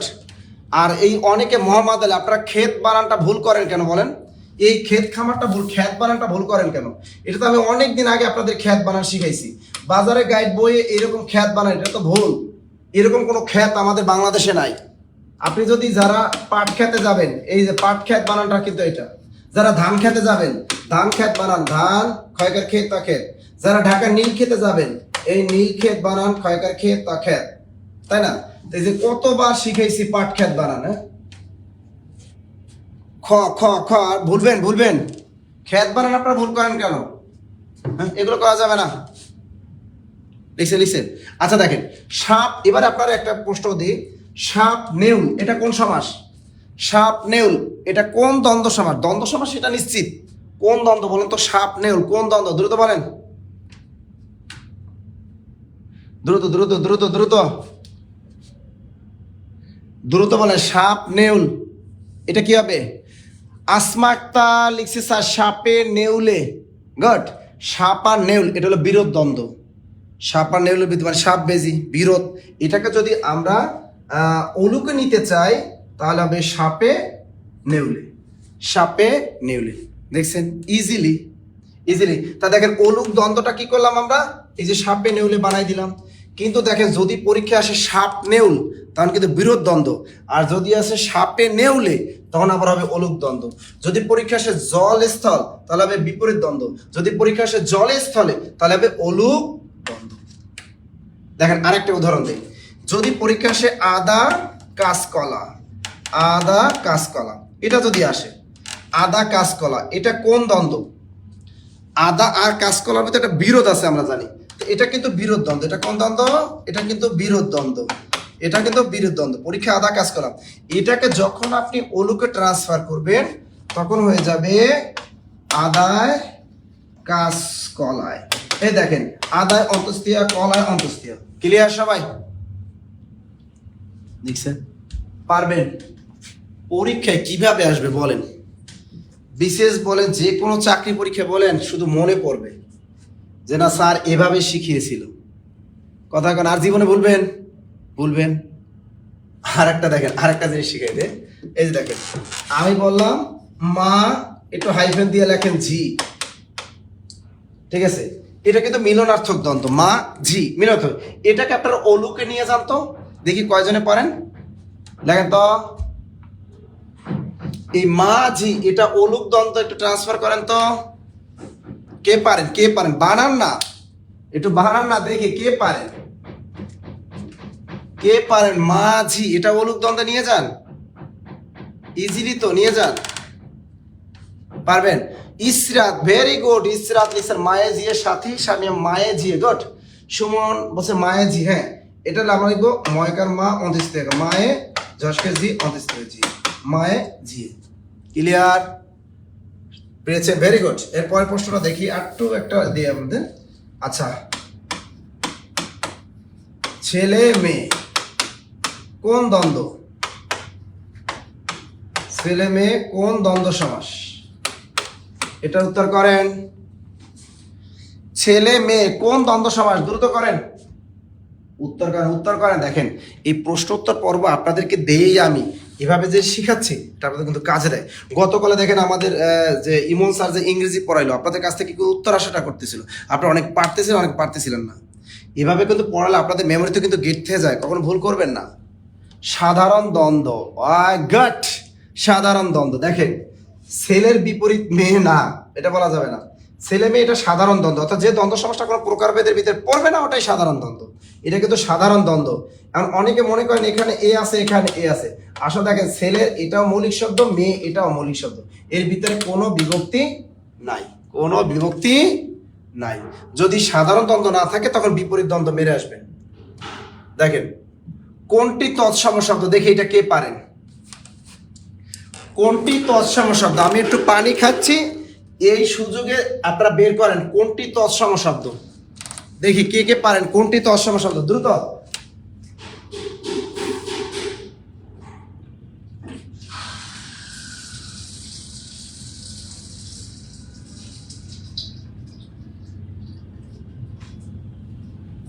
দ্রুত বলেন, দ্রুত বলেন, কোনটি তৎসম শব্দ? কে পারেন? কোনটি তৎসম শব্দ? মান সম্মান আর কিছুই রাখলেন না, এখন পর্যন্ত কেউ পারলেন না কোনটি তৎসম শব্দ। Very sad. চাকরি কেমনে হইব কোন? পড়াশোনা করবেন, পড়াশোনা করতে হলে ভালো মানের শিক্ষকের কাছ থেকে পড়তে হবে, ভালো মানের বই পড়তে হবে, আর নিয়মিত পড়াশোনা করতে হবে। দেখেন কোনটি তৎসম শব্দ কেউ পারলেন না, মান সম্মান কিচ্ছু নাই। শুনেন, আপনাদের ওই খাওয়া উচিত, ওই যে আজকে দেখলাম ওই মাছের বরফ দিয়া শরবত বানায়, ঢাকা শহরে এসে সবাই লাইন দিয়ে সেই শরবত খায়, লেবুর শরবত। আপনাদের ওই শরবত খাওয়ানো উচিত। এই যে দেখেন নেসারউদ্দিন, সুজন রায় পারছে, এটা হবে তেঁতুল। উত্তর হবে কি? তেঁতুল। কেউ পারলেন না ভাইয়া। এই জাদ্রেল এটা হলো ইংরেজি শব্দ, আমরা সবাই জানি। জাদ্রেল কি শব্দ? জাদ্রেল হলো ইংরেজি শব্দ। জাদ্রেল কি শব্দ? এটা ইংরেজি শব্দ। হাতে কি? হাতে এটা কিন্তু তদ্ভব বা খাঁটি বাংলা শব্দ, তদ্ভব বা খাঁটি বাংলা শব্দ। এবার দেখেন চাঁদ, এটাও তদ্ভব বা খাঁটি বাংলা শব্দ। চাঁদ এটাও তদ্ভব খাঁটি বাংলা শব্দ। কারণ চন্দ্র, চন্দ্র, চাঁদ, চন্দ্র, চন্দ্র, চাঁদ। চন্দ্র, চন্দ্র, চাঁদ। উত্তরটা হবে তেঁতুল। তেঁতুল কি শব্দ? মনে থাকবে, তেঁতুল কি শব্দ? এই তেঁতুল কিন্তু তৎসম শব্দ। মান সম্মান রাখলেন না, পারলেন না। এই তেঁতুল কি? এই তেঁতুলের সাথে আরো যোগ করেন, এই যে দই, দই, দধি, মাতা, মাতা, পিতা, কবি, কবি, কবিতা, জল, ফল, ঠিক আছে, মরিচ, এই যে মধু, বানর, এগুলো সবই কি? এই যে রাতুল, ভবন, এগুলোকে বলে নৌকা। এগুলো হলো তৎসম শব্দ। এগুলো কি শব্দ? তৎসম শব্দ। তাই কি কি লিখলাম? দই, দধি, মাতা, পিতা, মধু, মরিচ, ফল, জল, কবি, কবিতা, বানর, রাতুল, রাতুল, ভবন, নৌকা, এগুলো কি শব্দ? তৎসম শব্দ। তৎসম, তৎসম, তৎসম। লিখছেন? লিখছেন, লিখছেন, লিখছেন, লিখছেন, লিখছেন। এগুলো সবই কি শব্দ? তৎসম শব্দ। ওকে, ওকে। চট্টগ্রাম জেলার আজকে অনুষ্ঠিত স্বাস্থ্য সহকারী পরীক্ষা প্রশ্নটা আমার কাছে পাঠিয়ে দেন হোয়াটসঅ্যাপে। হোয়াটসঅ্যাপে পাঠিয়ে দিয়ে ইনশাল্লাহ আমি সমাধান করে কালকে পোস্ট করে দিব। ঠিক আছে, ঠিক আছে। দেখছেন এগুলা কি? শোনেন, তৎসম শব্দ চেনার উপায় একটা বলে দিই আপনাদেরকে। তৎসম শব্দ চেনা নিনজা টেকনিক কি জানেন? তৎসম শব্দ চেনার উপায় হলো 7 দিনের নাম, 12 মাসের নাম, 6 ঋতুর নাম, 10টা দিকের নাম। একটু খেয়াল রাখেন, তৎসম শব্দ চেনার উপায় লেখেন। এই যে 12 মাসের নাম, খেয়াল করেন, নিনজা টেকনিক। 12 মাসের নাম মানে কি? 12 মাসের নাম মানে কি? বৈশাখ, জ্যৈষ্ঠ, আষাঢ়, শ্রাবণ, এগুলো দিয়ে যদি কোনো প্রশ্ন আসে সবই তৎসম। 7 দিনের নাম দেখেন, 7 দিনের নাম, 7 দিনের নাম কি? রবি, সোম, মঙ্গল, শনি, সব তৎসম শব্দ। 7 দিনের নাম, 12 মাসের নাম। এবার দেখেন 6 ঋতুর নাম, 6 ঋতুর নাম। ঋতু কি? ওই যে গ্রীষ্ম, বর্ষা, শরৎ, হেমন্ত, সব তৎসম শব্দ। এবার দেখেন 10টি দিকের নাম, 10টি দিকের নাম। 10টি দিকের নাম কি? পূর্ব, পশ্চিম, উত্তর, দক্ষিণ, ঊর্ধ্ব, অধ, ঈশান, অগ্নি, নৈরত, বায়ু। এই 10টা দিকের নাম কি? তৎসম শব্দ। এবার দেখেন মূর্ধন্য যুক্ত শব্দ, মূর্ধন্য স যুক্ত শব্দ, যেমন লবণ। এই মূর্ধন্য যুক্ত শব্দ, লবণ কি শব্দ? তৎসম শব্দ। মূর্ধন্য স দিয়ে একটা শব্দ লেখেন, যেমন উষা, রস্য মূর্ধন্য ষ, উষা। উষা বানানটা খেয়াল করেন, উষা কি শব্দ? তৎসম শব্দ। তার মানে মূর্ধন্য স দিয়ে যত প্রকার শব্দ বানাবে সবই তৎসম। মূর্ধন্য ন দিয়ে যত শব্দ পরীক্ষা হলে দিবে সবই কি? তৎসম শব্দ। এবার দেখেন দীর্ঘইকার, এই দীর্ঘইকার দিয়ে যত শব্দ দেবে সবই তৎসম শব্দ। বলে না তুমি আমার জীবন, এই জীবন কি শব্দ? তৎসম শব্দ। নদী কি শব্দ? তৎসম শব্দ। কেমনে চিনলেন? দীর্ঘইকার, দীর্ঘইকার। আসতে পারে আমলকি কি শব্দ? আমলকি তৎসম শব্দ। কেমনে চিনলেন? এই দীর্ঘইকার আছে। অর্থাৎ দীর্ঘইকার যুক্ত শব্দ যদি থাকে পরীক্ষার হলে, তাহলে সেটা কি হবে?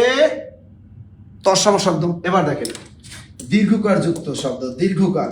দীর্ঘকার দিয়ে যত শব্দ। এর আগে 43তম বিশেষ পরীক্ষায় একটা প্রশ্ন আসছিল, ধূলি। ধূলি কোন ভাষার শব্দ? এই যে দীর্ঘকার দেওয়া আছে, সুতরাং ধূলি কি শব্দ? তৎসম শব্দ। পরীক্ষায় দিয়ে দিবে। এই দেখেন মহাকাশ রিলেটেড যদি কোনো শব্দ আসে তাহলে সেটা কিন্তু অবশ্যই কি হবে? তৎসম শব্দ।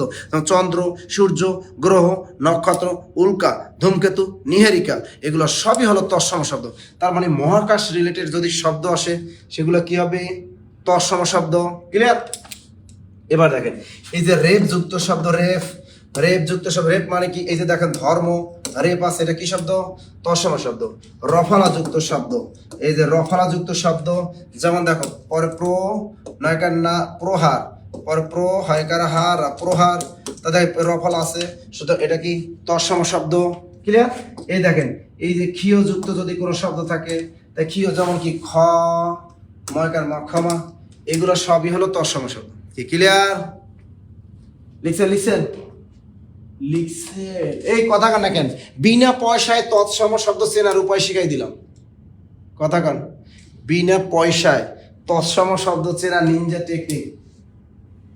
জাদ্রেল, এর বাংলা কি হবে? জাদ্রেল তো ওইটাই তো, মানে জাদ্রেল ইংরেজি সব জাদ্রেল টাইপের মানুষ থাকে না, অনেক শক্তিশালী। আচ্ছা এটা কি ক্লিয়ার সবাই? পারবেন এখন? আবার বলে দিচ্ছি, 7 দিনের নাম, 12 মাসের নাম, 6 ঋতুর নাম, 10টা দিকের নাম, মহাকাশ সংক্রান্ত শব্দ, মূর্ধন্য যুক্ত শব্দ, মূর্ধন্য যুক্ত শব্দ, দীর্ঘকার যুক্ত শব্দ, দীর্ঘকার যুক্ত শব্দ, রেপ যুক্ত শব্দ, রফলা যুক্ত শব্দ, ক্ষীয় যুক্ত শব্দ এবং অধিকাংশ যুক্ত বর্ণ যুক্ত শব্দগুলোই হলো তৎসম শব্দ। ক্লিয়ার?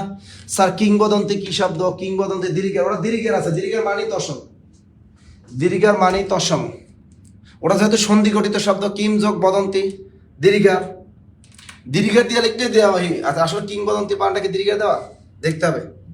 পরের প্রশ্নটা দেখেন, শরীর শরীর শব্দটিতে ধ্বনি পরিবর্তনের কোন ধরনের নিয়ম প্রযোজ্য, এটা বলেন তো। শরীর শরীর, এটা কে পারেন? আপনাদের কাছ থেকে উত্তরটা আশা করতেছি, দ্রুত দ্রুত দ্রুত। রকুনুজ্জামান স্যার আপনার ক্লাস অনেক ভালো লাগে, থ্যাংক ইউ ভাইয়া। তেঁতুল কিভাবে হলো বা এটা নিয়মের বাইরে? এই যে কতগুলো লেখাই দিছিলাম না, দই দধি কবি কবিতা মাতা পিতা, এগুলা এই নিয়মের বাইরে, এই নিয়মের কি বাইরে, ওই তেঁতুলটা হলো নিয়মের বাইরে। আচ্ছা বলেন তো এটা কি? এটা এই নিয়মের বাইরে, এই তেঁতুল নিয়মের বাইরে, এটা নিয়মের ভিতরে নাই। আচ্ছা এইটা কে পারেন? বলেই তো দিলাম তেঁতুল এগুলো নিয়মের বাইরে, মাতা পিতা দই দধি এগুলো সব নিয়মের বাইরে, রাতুল দিতুল বাইরে। আচ্ছা দেখেন, শরীর থেকে শরীর, একটা জিনিস খেয়াল করেন, দুটো সমান ধ্বনির একটির পরিবর্তনকে কি বলে? বিষমী ভবন বলে। সবাই পারছেন কিন্তু উত্তরটা, অর্থাৎ দুটি সমান ধ্বনির একটির পরিবর্তনকে বিষমী ভবন বলে। পরীক্ষা কিন্তু আসে যে দুটি সেম ধ্বনি, দুটি সমান ধ্বনির একটির পরিবর্তনকে কি বলে? বিষমী ভবন বলে। দেখেন এবার, এই একটা র, এই একটা র, একটা র চেঞ্জ হয়ে এই ল হয়ে গেল, তা দুটো সমান ধ্বনির একটির পরিবর্তনকে কি বলে? বিষম ভবন বলে। আরেকটা উদাহরণ দিই, আনানস, আনানস। অনেক মেয়েরা বাহানা করে বলে আমি আনানস খাবো। কি খাবো? আমি আনানস খাবো। তা দেখো এই যে এই একটা ন, এই একটা না, দুইটা সেম ধ্বনি, একটা চেঞ্জ করে দিই, হয়ে যাবে আনারস, আনারস। এই নটা চেঞ্জ হয়ে র হয়ে গেল। দেখছেন দুটোর সমাধান, একটা পরিবর্তন। আর একটা উদাহরণ দিয়ে দেখেন, আরমারি, আরমারি। তো এই একটা র, এই একটা র, সেম ধ্বনি, একটা চেঞ্জ করে দেন, আলমারি, সরে আলা আল মাইকার মারস কেরি। এই রটা চেঞ্জ হয়ে কি হয়ে গেল? ল হয়ে গেল। তাহলে আরমারি হয়ে গেল আলমারি। আবার দেখেন লয়কার লাল লাল হয়ে গেল কি? লয়কার না লাল লাল। এই লটা চেঞ্জ হয়ে ল হয়ে গেল। ক্লিয়ার? ক্লিয়ার ক্লিয়ার ক্লিয়ার, সবাই পারছেন তো? কথা কন না কেন, কথা কন না কেন? হ্যাঁ পারবেন, জীবনে ভুলবেন। বিষমী ভাবন কি? এর ভিতরে কোনো বিষ নাই। এই বিষমী মানে মনে করছে এর ভিতরে বিষ আছে, কোনো বিষ নাই, শুধু দুইটা সেম সেম চেহারার মানুষ থাকবে, দুইটা, একটা চেঞ্জ করে দিবেন, একটার কি চেঞ্জ করে দিবেন। শরীর শরীর, আনানস আনারস, আরমারি আলমারি, লাল নাল, এই লটা চেঞ্জ হয়ে গেল। পারবেন পারবেন। Sajedul Islam love you boss, thank you ভাইয়া। Mohammad Ali love boss, thank you thank you thank you thank you. Okay, কথা কান পারবেন। দুটো সমাধানে একটি পরিবর্তন কি বলে? বিষমী ভবন। সংজ্ঞাটা মুখস্থ রাখবেন ইনশাল্লাহ। বিনা পানি কোন সমাস? সহজ একটা প্রশ্ন। বিনা পানি, দেখেন বিনা পানি দ্বন্দ্ব সমাস, কর্মধারয় সমাস, তৎপুরুষ সমাস নাকি বহুব্রীহি সমাস? দ্রুত দ্রুত কি হবে? কি হবে? দ্রুত দ্রুত কি হবে? এস এম সাপাদ স্যার আপনাকে অনেক ভালো লাগে, থ্যাংক ইউ ভাইয়া। নার্গিস আক্তার, আপনি জি বানানটা কেন দীর্ঘ লিখলেন আপু? আমি বারবার ক্লাসে বানান শিখাবো। ইয়েস, এর বাংলা হলো জয় রসিকারে জি, রসইকার দিবেন, কখনো দীর্ঘ দিবেন না। আচ্ছা এটা কি লিখছেন? এটা বিনা পানি কোন সমাস? একটা জিনিস খেয়াল রাখেন, কোন সমাসে উভয় পদের অর্থের প্রাধান্য পায় সেটা হলো আমাদের দ্বন্দ্ব সমাস। আর দ্বন্দ্ব সমাসের বিপরীত সমাস বলা হয় এই বহুব্রীহি সমাসকে। কারণ দ্বন্দ্ব সমাসে পূর্বপদ পরপদ কোনোটির অর্থ বোঝায় না, থার্ড পার্সন কোনো ব্যক্তি বা বস্তুকে বোঝায়, এই জন্য এটাকে বলা হয় বহুব্রীহি সমাস। দেখেন বহুব্রীহি নিজেই একটা বহুব্রীহি সমাস, কারণ বহু মানে অনেক, ব্রীহি মানে ধান, এই ব্রীহি মানে কি? ধান, বহু মানে কি? অনেক। তাহলে বহুব্রীহি শব্দের অর্থ দাঁড়ালো অনেক ধান, কিন্তু প্রকৃতপক্ষে বহুব্রীহি শব্দের অর্থ কোন ধনী ব্যক্তি যার অনেক টিয়া পয়সা আছে, অনেকগুলো বউ আছে, তারে বলা হয় বহুব্রীহি। দেখছেন? তার বহুব্রীহি নিজে একটা বহুব্রীহি সমাস। এখন দেখেন বিনা পানি কেন বহুব্রীহি? বিনা মানে কি? বাদ্যযন্ত্র। এই পানি মানে কি? হাত। এই বিনা মানে কি? বাদ্যযন্ত্র। অর্থ দাঁড়াইলো বাদ্যযন্ত্র হাত। প্রকৃতপক্ষে বিনা পানি বলতে কাকে বোঝায়? বাদ্যযন্ত্র বোঝায় না, হাতও বোঝায় না, কাকে বোঝায়? দেবী সরস্বতীকে বোঝায়। কাকে বোঝাইলো? সরস্বতী বানানটাও কিন্তু আমাদের আছে। দ্বিতীয় দন্তস্বর নিচে বফালা, প্রথম দন্তস্বর খালি, লিসেন। আর বেশ বাকি শেষে জার থাকে, বিনা পানিতে জার, বিনা পানিতে জার। ক্লিয়ার সবাই? ক্লিয়ার? পারছি? পারবো? গুড। এটা হলো বহুব্রী সমাস। Clear clear clear? আচ্ছা, পরে প্রশ্নটা দেখেন, কাজী নজরুল ইসলামের আলেয়া কোন ধরনের রচনা? প্রাইমারি শিক্ষক নিয়ে পরীক্ষা আসছে। কবিতা, উপন্যাস, গল্প, গীতি, নাট্য। কি হবে বলেন তো? দ্রুত। কাজী নজরুল ইসলামের আলেয়া কোন ধরনের রচনা? এই ধরনের প্রশ্ন বিশেষ পরীক্ষায় ধরে। আলেয়া কোন ধরনের রচনা? পারবেন? কারণ যারা আমার কাজী নজরুল ইসলামের ক্লাস যারা করছেন এর আগে, তারা কিন্তু পারবেন। দ্রুত উত্তরটা করেন না কেন ভাইয়া? ঘ।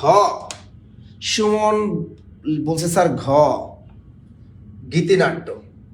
একজন বলছেন মেঘলা আকাশ কবিতা, সাইফুল ইসলাম কবিতা, ইবনুল সিরাজি নাটক, সমাস আর প্রকৃতি প্রত্যার উপর ক্লাস চাই স্যার। আচ্ছা, ত্রিপুরা দত্ত, আচ্ছা নাটক, আমাদের মোবারক ভাইয়া লিখছেন নাটক। কে বলছেন গীতিনাট্য, কে বলছেন নাটক। একটা খেয়াল রাখেন ভাই, পড়াশোনা ভাই যদি চাকরি করার ইচ্ছা থাকে, আমি বলি আপনি ইংরেজি সুন্দর মতো নোট খাতা করে পড়েন, ধারাবাহিকভাবে পড়েন। আপনি ম্যাথ ধারাবাহিকভাবে পড়েন, আপনি জিকে ধারাবাহিক পড়েন, বাংলাটা একটু ধারাবাহিক পড়েন।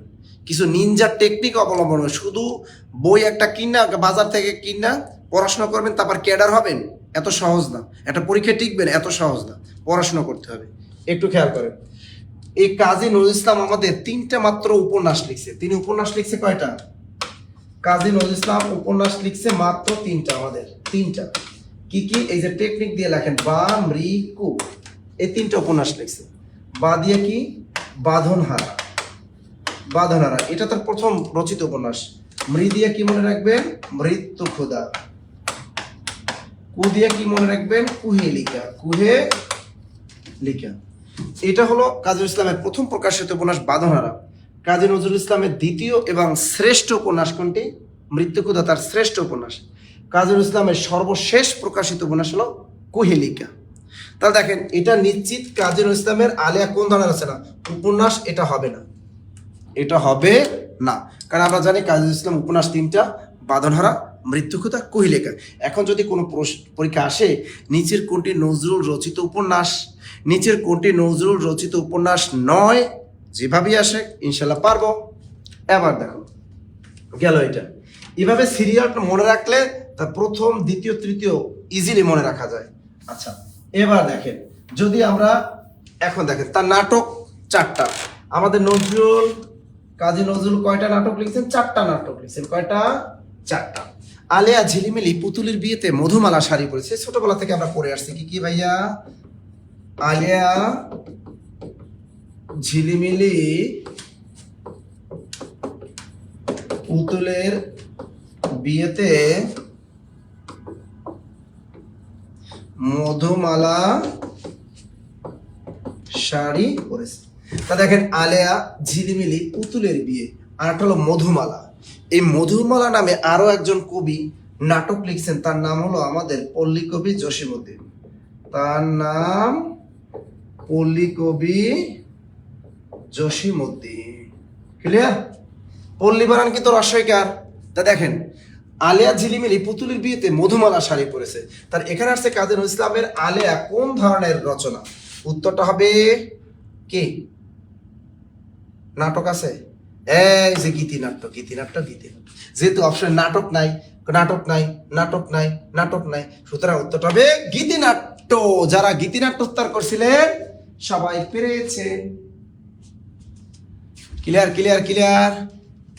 ও, শাড়ি পরেছে, বানান ভুল হয়েছে। দেখছেন আমার বানান ভুল ধরছে রে। কি আমার বানান ভুলটা ধরলো, তারে অসংখ্য ধন্যবাদ।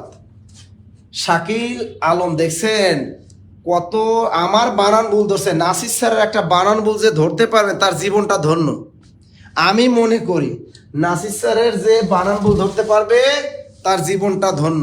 দেখছেন, সে আমার পড়েছে বানানটা ভুল ধরেছে। দেখছেন? থ্যাংক ইউ ভাইয়া, থ্যাংক ইউ ভাইয়া, থ্যাংক ইউ ভাইয়া। আচ্ছা, এটারই একটা নিয়ম শিখাই দিই। তার উত্তরটা কি হবে? গীতিনাট্য। আমরা পেয়ে গেছি উত্তরটা। তাহলে ঝিলিমিলি পুতির বিতে মধুমালা শাড়ি পড়ছে। তাহলে দেখেন, প্রশ্ন বিশেষ পরীক্ষা ঘুরোতে পারে যে নজরুল রচিত মধুমালা একটি বিখ্যাত নাটক। আপনাদেরকে বলতে হবে এই মধুমালা নামে আরো একজন কবি নাটক রচনা করেছেন, তার নাম কি? তিনি হলেন পল্লী কবি জসিমউদ্দিন। Clear clear clear. কি হবে? তিনি হবেন পল্লী কবি জসিমউদ্দিন। পল্লী কবি কি? জসিমউদ্দিন। ওয়াও। এবার একটু দেখেন, তাহলে আমি এই যে কে যেন আমাকে একটা ভুল ধরাই দিল, পড়েছে। এবার দেখেন, একটা জিনিস শিখাই দিই আপনাদের। ভাই, বিশেষ পরীক্ষা দিবেন, ভাইবা বোর্ডে অনেক কিছু জানতে হয়, ঠিক আছে? আপনার কাছে অনেক কিছু জানতে চাবে, সবকিছু জ্ঞান অর্জন থাকা ভালো। দেখেন, এই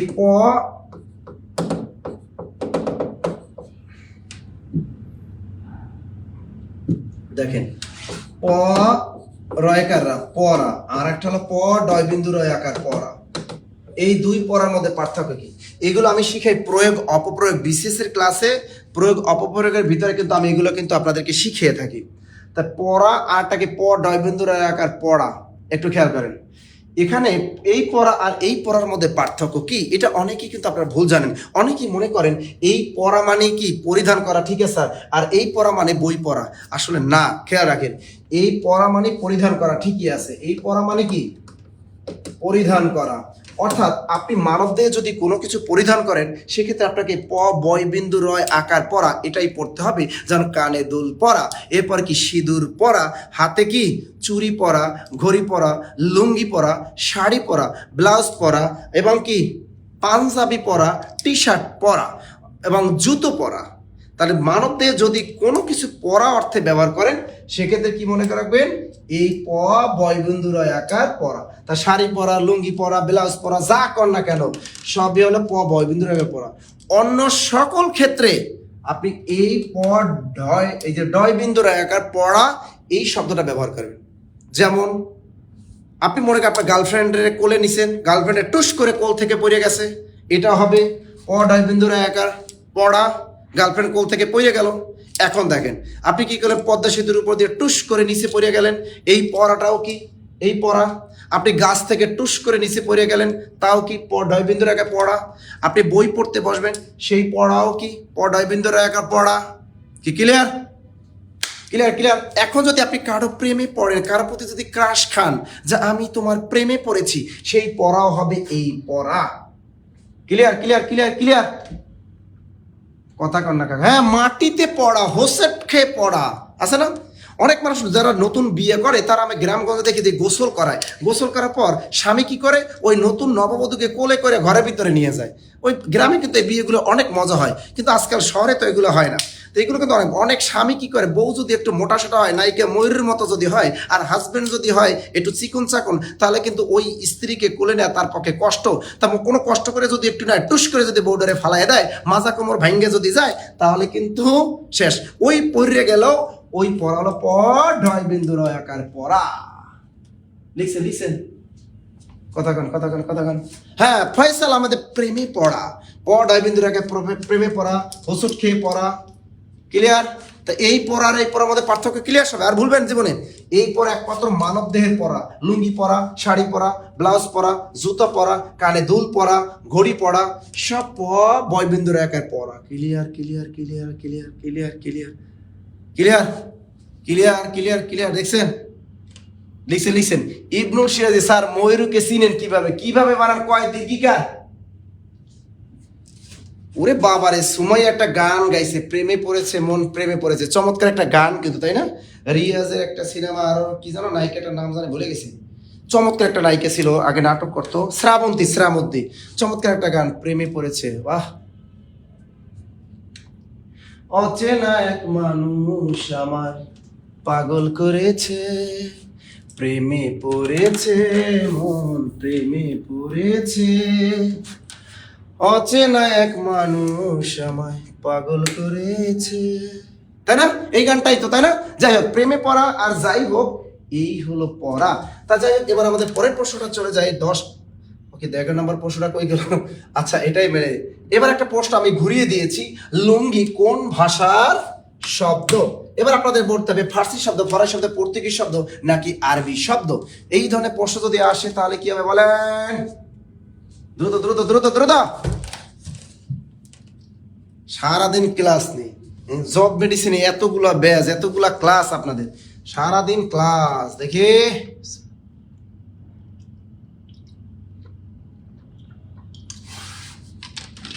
প্রশ্নটা কিন্তু আমি ঘুরাই দিছি, প্রশ্নটা আমি ঘুরিয়ে দিয়েছি। এই ধরনের প্রশ্ন যদি কোনো চাকরি পরীক্ষায় আসে আপনি কি করবেন?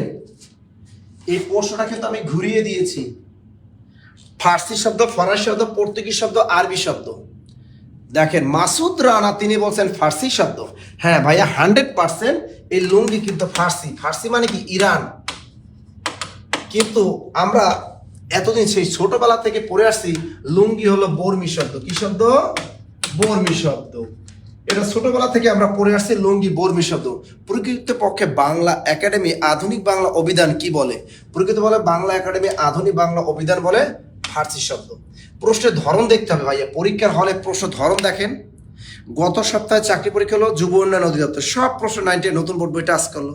আজকে পরীক্ষা প্রশ্ন হলো, আজকে সব পুরাতন বোর্ড বই টাচ করলো, দেখলেই বোঝা যায়। তাহলে যদি কোনো এই যে লুঙ্গি কোন ভাষার শব্দ, এটা কিন্তু ফার্সি মানে ইরান, মনে থাকে যেন। আর আমাদের পুরাতন স্টাইলে শিখছি বর্মী। ক্লিয়ার? বর্মী বানার রস্বইকার দীর্ঘিকার হবে না। এটা আমি একটু চালাকি করে দিয়েছি, যা বর্মীটা বাদ দিয়েছি যাতে আপনার পরীক্ষায় পারেন। এটা কিন্তু কি হবে? ফার্সি ফার্সি ফার্সি। স্বাধীন শব্দটির সন্ধি বিচ্ছেদ কোনটি? 36তম বিশেষ পরীক্ষা আসছে, এটার মাধ্যমে একটা নিনজা টেকনিক দেখাই দেবো, সব পারবেন। আগে আপনারা উত্তর করেন, দ্রুত দ্রুত। হ্যাঁ, লুঙ্গি লুঙ্গি কয়জন ছেলেরা পড়তে পারে? আসলে লুঙ্গি পরা কিন্তু একটা আর্ট। আমরা ছেলেরা কিন্তু অনেকে লুঙ্গি পড়তে জানি, লুঙ্গি পরলে লুঙ্গি তো খুলে যায়। অনেক এই যে গরম পড়তেছে, এতে তো লুঙ্গি খুলে যাওয়ারই কথা। এটা কি বলেন তো? হ্যাঁ, এই যে ফার্সি মানে ইরান, ফরাসি মানে France. Very good very good very good. স্বাধীন শব্দটির সন্ধি বিচ্ছেদ কি? এটা পারবেন। তার আগে আমি একটা নিনজা টেকনিক বলি। সন্ধির ক্লাসে আপনাদের পড়িয়েছি যে কোনো সন্ধি গঠিত শব্দে কোনো বর্ণের নিচে যদি বফলা থাকে তাহলে ওই বফলার পরিবর্তে এই রস্যুকার করে দিবেন। কোনো সন্ধি গঠিত শব্দে যদি বফলা থাকে কোনো বর্ণের নিচে, ওই বফলাটা উঠাই দিবেন, তার পরিবর্তে একটা কি দেবেন? এই রস্যুকার বসাই দেন। যেমন আমি যদি বলি কারো গার্লফ্রেন্ডের নাম থাকতে পারে তন্নি, কারো গার্লফ্রেন্ডের নাম কি থাকতে পারে? তন্নি। আমি কি বলেছি? কোনো বর্ণের নিচে বফলা থাকলে ওটা উঠাই দেন, তার পরিবর্তে রস্যুকার করেন। তাহলে এই নব এখানে কি লিখবো? ত, এই নব, এই বফলা পরিবর্তে রস্যুকার, এই প্লাস এই দীর্ঘইকার, এই লিখে দিব এই দীর্ঘইকার। তা তনুযোগ দীর্ঘ তন্নি। এরকম দেখেন মনন্তর, ম নয় নিচে বফলা, নয়তান্তর, মনন্তর আসছে। তো এই দেখেন বফল আছে, এই বফলাটা উঠিয়ে দেন, তাহলে কি হবে? মনু, ম দন্ত নয় রস্যকার, মনু। মনু আমাদের কোথায় থাকে? মনু আমাদের অন্তরে থাকে। ক্লিয়ার? নুসরাত জাহান তন্নি, তো আমাদের ভিতরে একজন চলে আসছে, নুসরাত জাহান তন্নি। দেখছেন? এখন দেখেন এই নিয়মের ব্যতিক্রম আছে। এই নিয়মের কি ব্যতিক্রম? ব্যতিক্রম কি? যেমন স্বেচ্ছা, এই নিয়মের ব্যতিক্রম। কারণ দন্তস্ব বফলা স মানে কি? নজকে নিজ, নিজ স মানে কি? নিজ। তার বফলা আছে স, তো এই দন্তস্ব নিচে বফলা স যোগ ইচ্ছা সমান সমান কি? স্বেচ্ছা। স মানে কি? নিজ। এখানে যদি আপনি লেখেন সুযোগ ইচ্ছা হবে? হবে না। আর একটা আছে স্বাধীন, এই বফল আছে, রস্যকার করে দেন, হবে নাকি? রস্যকার করলে হবে না। তাই স, এই যে সযোগ অধীন, এই যে সযোগ অধীন, না অধীন মান হয়েছে ন, সযোগ অধীন সমান সমান স্বাধীন। আর একটা আছে স্বাধিকার, এই দেখেন স্বাধিকার, এটা কি হবে? স যোগ অধিকার সমান সমান স্বাধিকার। ক্লিয়ার? দ্রুত দ্রুত। আমার নাম তন্নি স্যার, কার জন্য গার্লফ্রেন্ডকে পাওয়া গেছে? কার গার্লফ্রেন্ড? Listen listen listen listen. পারবেন? গুড। এইটা বলেন। এটা একটা কনফিউশন। বুকিং সহকার রেলওয়ে নিয়োগ পরীক্ষা আসছে, এইটা কি পারেন? দারোগা কোন ভাষার শব্দ? বলেন বলেন, দ্রুত দ্রুত দ্রুত, তাড়াতাড়ি তাড়াতাড়ি বলেন, তাড়াতাড়ি তাড়াতাড়ি। আজকে অনেক ক্লাস নিয়েছি, সেই সকাল থেকে ক্লাস নিয়েছি, পেটে লাগছে ক্ষুধা। আমার রাইখে আমার স্টাফরা সবাই চলে গেছে। বলেন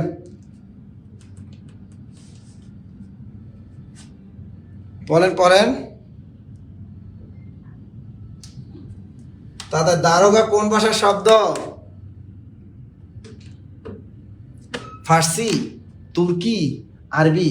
মুফতি নুরুল ইসলাম আন্দাজে পর্তুগিজ কর নাম, বুঝলাম না কিছু, আন্দাজে ঢিল মারতেছে আপনার। বেলাল হোসেন কয় পর্তুগিজ, দারোগা কি পর্তুগিজ শব্দ?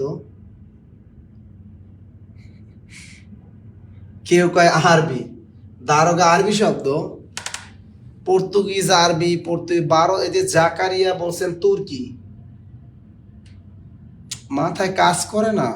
হ্যাঁ, জসিমউদ্দিন তুর্কি, দারোগা তুর্কি শব্দ। এবার দেখেন আমি বুঝিয়ে দিচ্ছি, ঠিক আছে? দেখেন এই দারোগা কিন্তু ফার্সি শব্দ, আর দারোগা ফার্সি শব্দ মনে থাকবে। আর নতুন বোর্ড বইয়ে দেয়া আছে দারোগা তুর্কি শব্দ, কি দেয়া আছে? তুর্কি। পরীক্ষায় যদি ফার্সি থাকে আর তুর্কি দুইটা একসাথে থাকে তাহলে ফার্সিতে টিক দিবেন, কারণ বাংলা একাডেমি আধুনিক বাংলা অভিধান এবং বাংলা একাডেমি বিদেশি শব্দের অভিধান, এই দুইটা অভিধানই দেয়া আছে দারোগা হলো ফার্সি শব্দ। কি শব্দ? ফার্সি শব্দ। কোনো কারণে যদি অপশনে ফার্সি না থাকে সেক্ষেত্রে আপনি তুর্কি টিক দিবেন, কারণ বোর্ড বই দেয়া আছে, নতুন বোর্ড বইয়ে দেয়া আছে দারোগা তুর্কি শব্দ। এটা মনের ভুলে মনে হয় মারিয়ে দিছে, দারোগা কি দেওয়া? তুর্কি। খেয়াল করবেন যদি পরীক্ষা সে দারোগা কোন ভাষার শব্দ, ফার্সিও থাকে তুর্কিও থাকে, আপনি টিক দেবেন ফার্সি।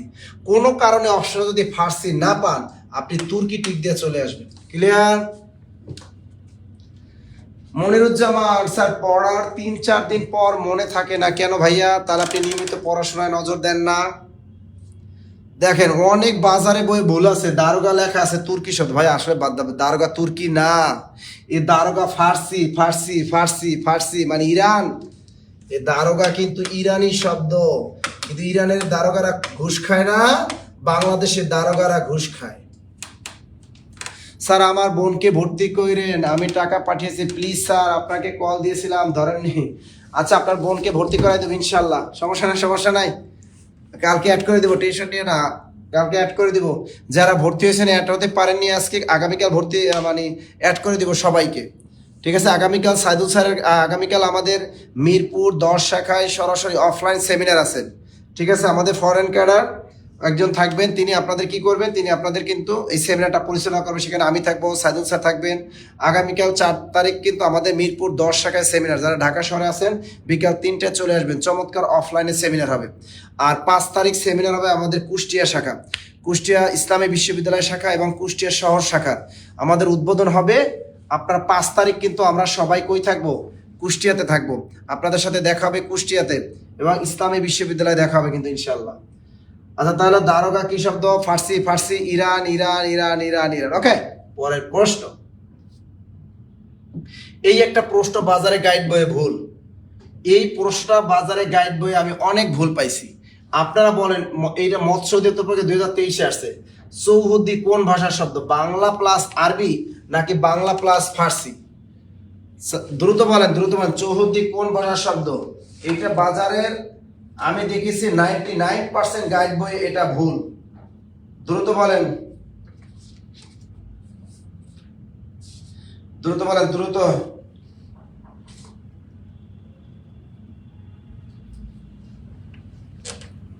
কি হবে?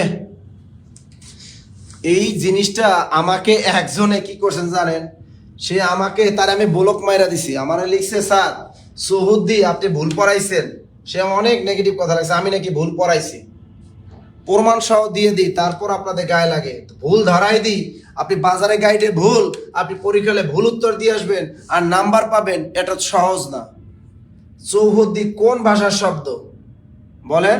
এটা কিন্তু 100% বাংলা প্লাস ফার্সি, বাংলা প্লাস ফার্সি। বাজারে গাইড বই দেখবেন অধিকাংশ গাইডে দেওয়া আছে বাংলা প্লাস আরবি, আসলে বাংলা প্লাস আরবি না, বাংলা প্লাস ফার্সি। বলে চৌ হলো বাংলা শব্দ, হদ্দি হলো ফার্সি শব্দ, তা চৌ বাংলা শব্দ, হদ্দি ফার্সি শব্দ, এটা হলো বাংলা প্লাস ফার্সি। ভাইয়া কুষ্টিয়া সদরে কোথায় আপনাদের শাখা উদ্বোধন হবে? কুষ্টিয়া সরকারি কলেজের সামনে চলে আসবেন ভাইয়া, চলে আসবেন জুথি, চলে আসবেন আপনি। 5 তারিখ দেখা হবে কুষ্টিয়ায়, 5 তারিখ, আর ইসলামী বিশ্ববিদ্যালয়ের সামনে দেখা হবে 5 তারিখ, মনে থাকে যেন। আর আমাদের খুলনা শাখায় 18 তারিখ দেখা হবে, খুলনা শাখায় আমাদের রাহিম সুলতানা কাস্টমস ক্যাডার, তিনি কিন্তু আমাদের খুলনা শাখায় সেমিনার নেবেন 18 তারিখ। এবার আমাদের আমাদের গোপালগঞ্জ শাখায় সেমিনার আছে 17 তারিখ। আগামীকাল দিনাজপুর শাখায় সেমিনার আছে, সেমিনার নেবে আমাদের মমিনুল স্যার। আগামীকাল দিনাজপুর শাখায় সেমিনার নেবেন সরাসরি অফলাইনে। আর গোপালগঞ্জ শাখায় আমি সেমিনার নিব 17 তারিখ। এরপর 18 তারিখ তো খুলনা, 20 তারিখ আমি বরিশালে সেমিনার নিব বরিশাল শাখায়, মনে থাকে জানো? তাহলে চৌহদ্দি কোন ভাষার শব্দ? বাংলা প্লাস ফার্সি। ক্লিয়ার? স্যার আমি 11 থেকে 20 তারিখের কোর্সে টাকা দিয়েছি, আমাকে ভর্তি নিয়ে আর অবশ্যই নেব, কোনো সমস্যা নাই স্যার। কিশোরগঞ্জ কি শাখা দিবেন? আস্তে আস্তে ওয়েট। স্যার মিরপুর 10 কোথায়? ফলপট্টি, সামাদ ব্যাসন 3 তলা এবং 7 তলা, আমাদের এখানে 2টা ফ্লোর। স্যার একটু বলবেন, মা ছিল না বলে কেউ তার চুল বেঁধে দেয়নি, এটা 100% এটা হলো জটিল বাক্য। মা ছিল, এটা বাজারে গাইডে ভুল। মা ছিল না বলে কেউ তার চুল বেঁধে, এটা জটিল বাক্য। কারণ জটিল বাক্য চেনার পর যদি দুটো ফাইনাইট ভার্ব থাকে তাহলে অবশ্যই সেটা জটিল বাক্য। ছিল না, মা ছিল না, এই বাক্যটার ভিতরে ছিলটা অক্সিলারি ভার্ব না, মেইন ভার্ব। সুতরাং এটা হলো একটা ফাইনাইট ভার্ব। আর বেঁধে দেয়নি, এটা ফাইনাইট ভার্ব। 2টা ফাইনাইট ভার্ব থাকলে 100% জটিল বাক্য। আর যদি কোনো বাক্যের মধ্যে একটা মাত্র মানে ফাইনাইট ভার্ব থাকে তাহলে সেটা মাস্ট সরল বাক্য। তাহলে মা ছিল না বলে কেউ তার চুল বেঁধে দেয়নি, এটা বাজারে অনেক গাইড বইয়ে ভুল, এটা হবে জটিল বাক্য। বড় বড় বস টিচারদের কাছে জিজ্ঞেস করে দেখেন, বলে নাসির স্যার পড়াইছে, মা ছিল না বলে কেউ তার চুল বেঁধে দেয়নি, এটা জটিল বাক্য।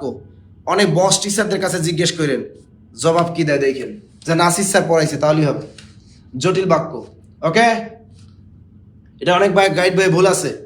আচ্ছা এবার দেখেন, এই যে চৌহদ্দি বাংলা প্লাস ফার্সি কিলে দিছি। ওকে স্যার, বনৌষধ, বনযোগ ঔষধ, বনৌষধ। ওকে স্যার, আস্তে কোনো আওয়াজ নেই, কারণ আমরা কিশোরগঞ্জের পোলা। কিশোরগঞ্জে আমার একটা শাখা দেওয়ার খুব ইচ্ছা। কিশোরগঞ্জে মানুষ ভালো, কিশোরগঞ্জ মানুষ সহজ সরল। আচ্ছা পরে দেখি, অনেক ভালো। আচ্ছা দেখেন, আজকে আমরা কয়টা ক্লাস নিলাম বলেন? তবে যদি কোনো কারণে পরীক্ষার হলে দেখেন বাংলা প্লাস ফার্সি নাই, অপশনে এইটা নাই, তখন এইটা মাইরে আসেন। অর্থাৎ বউ না থাকলে শালি, যদি অপশন এটা না থাকে তখন এটা মাইরে আসেন। ক্লিয়ার? ওকে। আচ্ছা দেখেন, এবারে আপনাদের একটু বলি, আজকে ক্লাসটা কেমন লাগলো একটু কমেন্ট করে জানান। ক্লাসটা কেমন লাগলো আজকে প্রথম পর্বের ক্লাস, অর্থাৎ আমাদের 100 প্রশ্ন সলভের আজকে প্রথম পর্বের ক্লাসটা কেমন লাগলো একটু বলেন। ক্লাস কেমন লাগলো? আমাদের ক্লাস ভালো লাগে বলেন তো, ক্লাস কেমন লাগে? স্যার আপনি কি সরকারি চাকরি করেন? চাকরি পাওয়াটা অস্বীকার ভাইয়া, রহিমা আজাদ, প্রিয়াঙ্কা। না, আমি হলো এই জব মেডিসিনের মালিক, বুঝছেন? আমি কোনো চাকরি করি না, আমি এই জব মেডিসিনের চাকরি করি। আমার অধীনে আমার হেড অফিসে 14 জন স্টাফ আছে, কোনো টেনশন নেই। আমি সাইদুল স্যার, মমিন স্যার, 3জনই এই জব মেডিসিনের প্রতিষ্ঠাতা, মালিক। আলহামদুলিল্লাহ ভালো, আলহামদুলিল্লাহ অসাধারণ ক্লাস স্যার, আপনি খুব চমৎকার ক্লাস করেন, গুড। ইমরান মাহমুদ ভাইয়া, ভাল না, আমির হোসেন, ভাল না ভাইয়া। এই ভাল শব্দের অর্থ কপাল, পয়কার পাল কপাল, আর ভয়কার ভাল লয়কার লয়, এই ভালো মানে কিউট, বুঝছেন? এইটা হলো ভালো। অনেক ভালো লাগে স্যার আপনার ক্লাস, গুড। আমাদের অনেক সুন্দর হয়েছে, ভেরি গুড স্যার। চট্টগ্রাম শাখা দান দিব, প্রতি মাসে একটা শাখা উদ্বোধন করব। আলহামদুলিল্লাহ ভালো, আলহামদুলিল্লাহ গুড। অনেক ভুলের সঠিক উত্তর। শোনেন, আপনারা বাংলায় যদি কোনো ভুল পান খালি আমারই কইবেন, আর কেউ যদি ভেটো দেন, কোনো রাইটার যদি ভেটো দেয় আপনার বইয়ের রাইটার, তাহলে আমারই কথা কইবেন যে নাসির স্যারে কল দেন, যে নাসির স্যার এটা পড়াইছে। আমি যদি ভুল পড়াই আমার ফোন নাম্বার ধরাই দেবেন। কোনো টিচার যদি বলে তাহলে বলবেন যে এটা নাসির স্যার পড়াইছে। আমি না যাই না কোনো কিছু আপনাদের পড়াই না। এই যে আমার নাম্বার 01755072190, আমি যা পড়াই প্রকাশ্যে পড়াই, এটা হলো আমার phone number. Okay sir, Barguna শাখা চাই, রাজশাহীতে কি শাখা হবে না? হবে, আস্তে আস্তে হবে ভাই, হবে। আপনার ক্লাসগুলো অনেক সুন্দর হয়, ভেরি গুড। হ্যাঁ, আমি হচ্ছে বাংলার, আমি বাংলাদেশের মানুষ। ওকে আচ্ছা, আপনি এখন দেখেন, আপনি 47তর যারা প্রস্তুতি, এবার বিসিএস যাদের খারাপ হয়েছে, টেনশনের কোনো কারণ নাই। আপনি আবার 47-এ প্রস্তুতি নেন, 48-এ প্রস্তুতি নেন। আমাদের সাথে যদি আপনি 47 বিসিএস এর প্রস্তুতি নেন, আপনি ইনশাল্লাহ দেখবেন অনেক কিছু শিখতে পারবেন। বেসিক থেকে যারা বিসিএস পরীক্ষা শিখতে চান তাহলে কিন্তু এটা করবেন। আর আমার লেখা এই যে বাংলা বই খালি একটাই পড়বেন, কোন 9 নতুন বই, পুরাতন বই, বাজার থেকে 8-10টা কোনো গাইড বই কেনা লাগবে না। এই একটা শুধু কেরিয়ার প্লাস বই পড়েন, আমার লেখা বই, ইনশাল্লাহ আপনি বস হয়ে যাবেন বাংলায়। আপনি নিজে বাংলায় কি করতে পারবেন, অনেকে পড়াতে পারবেন। ওকে,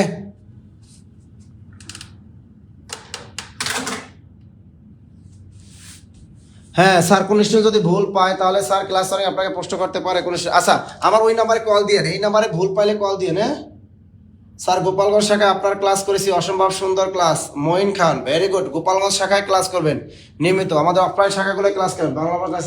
আমাদের যে অফলাইন শাখাগুলো কোথায় কোথায় আপনাদেরকে জানি, আপনারা জানেন আমাদের কক্সবাজার একটা শাখা আছে বিজেপি ক্যাম্পের মোড়, কক্সবাজার শাখায় ক্লাস আমরা নিয়মিত হয়, কক্সবাজার শাখায় ক্লাস করবেন। পটুয়াখালী পৌরসভার মোড় আছে আমাদের, বরিশাল বিএম কলেজের মসজিদ গেটের সামনে আলী মার্কেট 3য় তলা, তারপর আমাদের রংপুর সবচেয়ে বড় লাইব্রেরি রংপুর কারমাইকেল কলেজের সামনে, আমাদের বগুড়া কামারগাড়ি আজিজুল্লাহ কলেজের পাশে আমাদের শাখা আছে। এরপর আমাদের খুলনা 2টা শাখা, একটা খুলনা টুটপাড়া শাখা আর একটা হলো খুলনা দৌলতপুর শাখা। এরপর আমাদের শাখা আছে এদিকে দেখেন, আমাদের কুষ্টিয়া শাখা উদ্বোধন হবে 5 তারিখ, ইসলামী বিশ্ববিদ্যালয় শাখা উদ্বোধন হবে 5 তারিখ। ওকে, আমাদের শনির একটা শাখা আছে, আমাদের মিরপুর 10 হলো হেড অফিস। ওকে স্যার বইটা কিভাবে পেতে পারে? বইটা এটা আপডেট ভার্সন, বইটা আপনারা এই নাম্বারে কল দিয়ে নিতে পারবেন। বইটার প্রাইস হলো লিটারেচার সহ আর ব্যাকরণ, টোটাল ব্যাকরণ সহ 400 টাকা বইটা।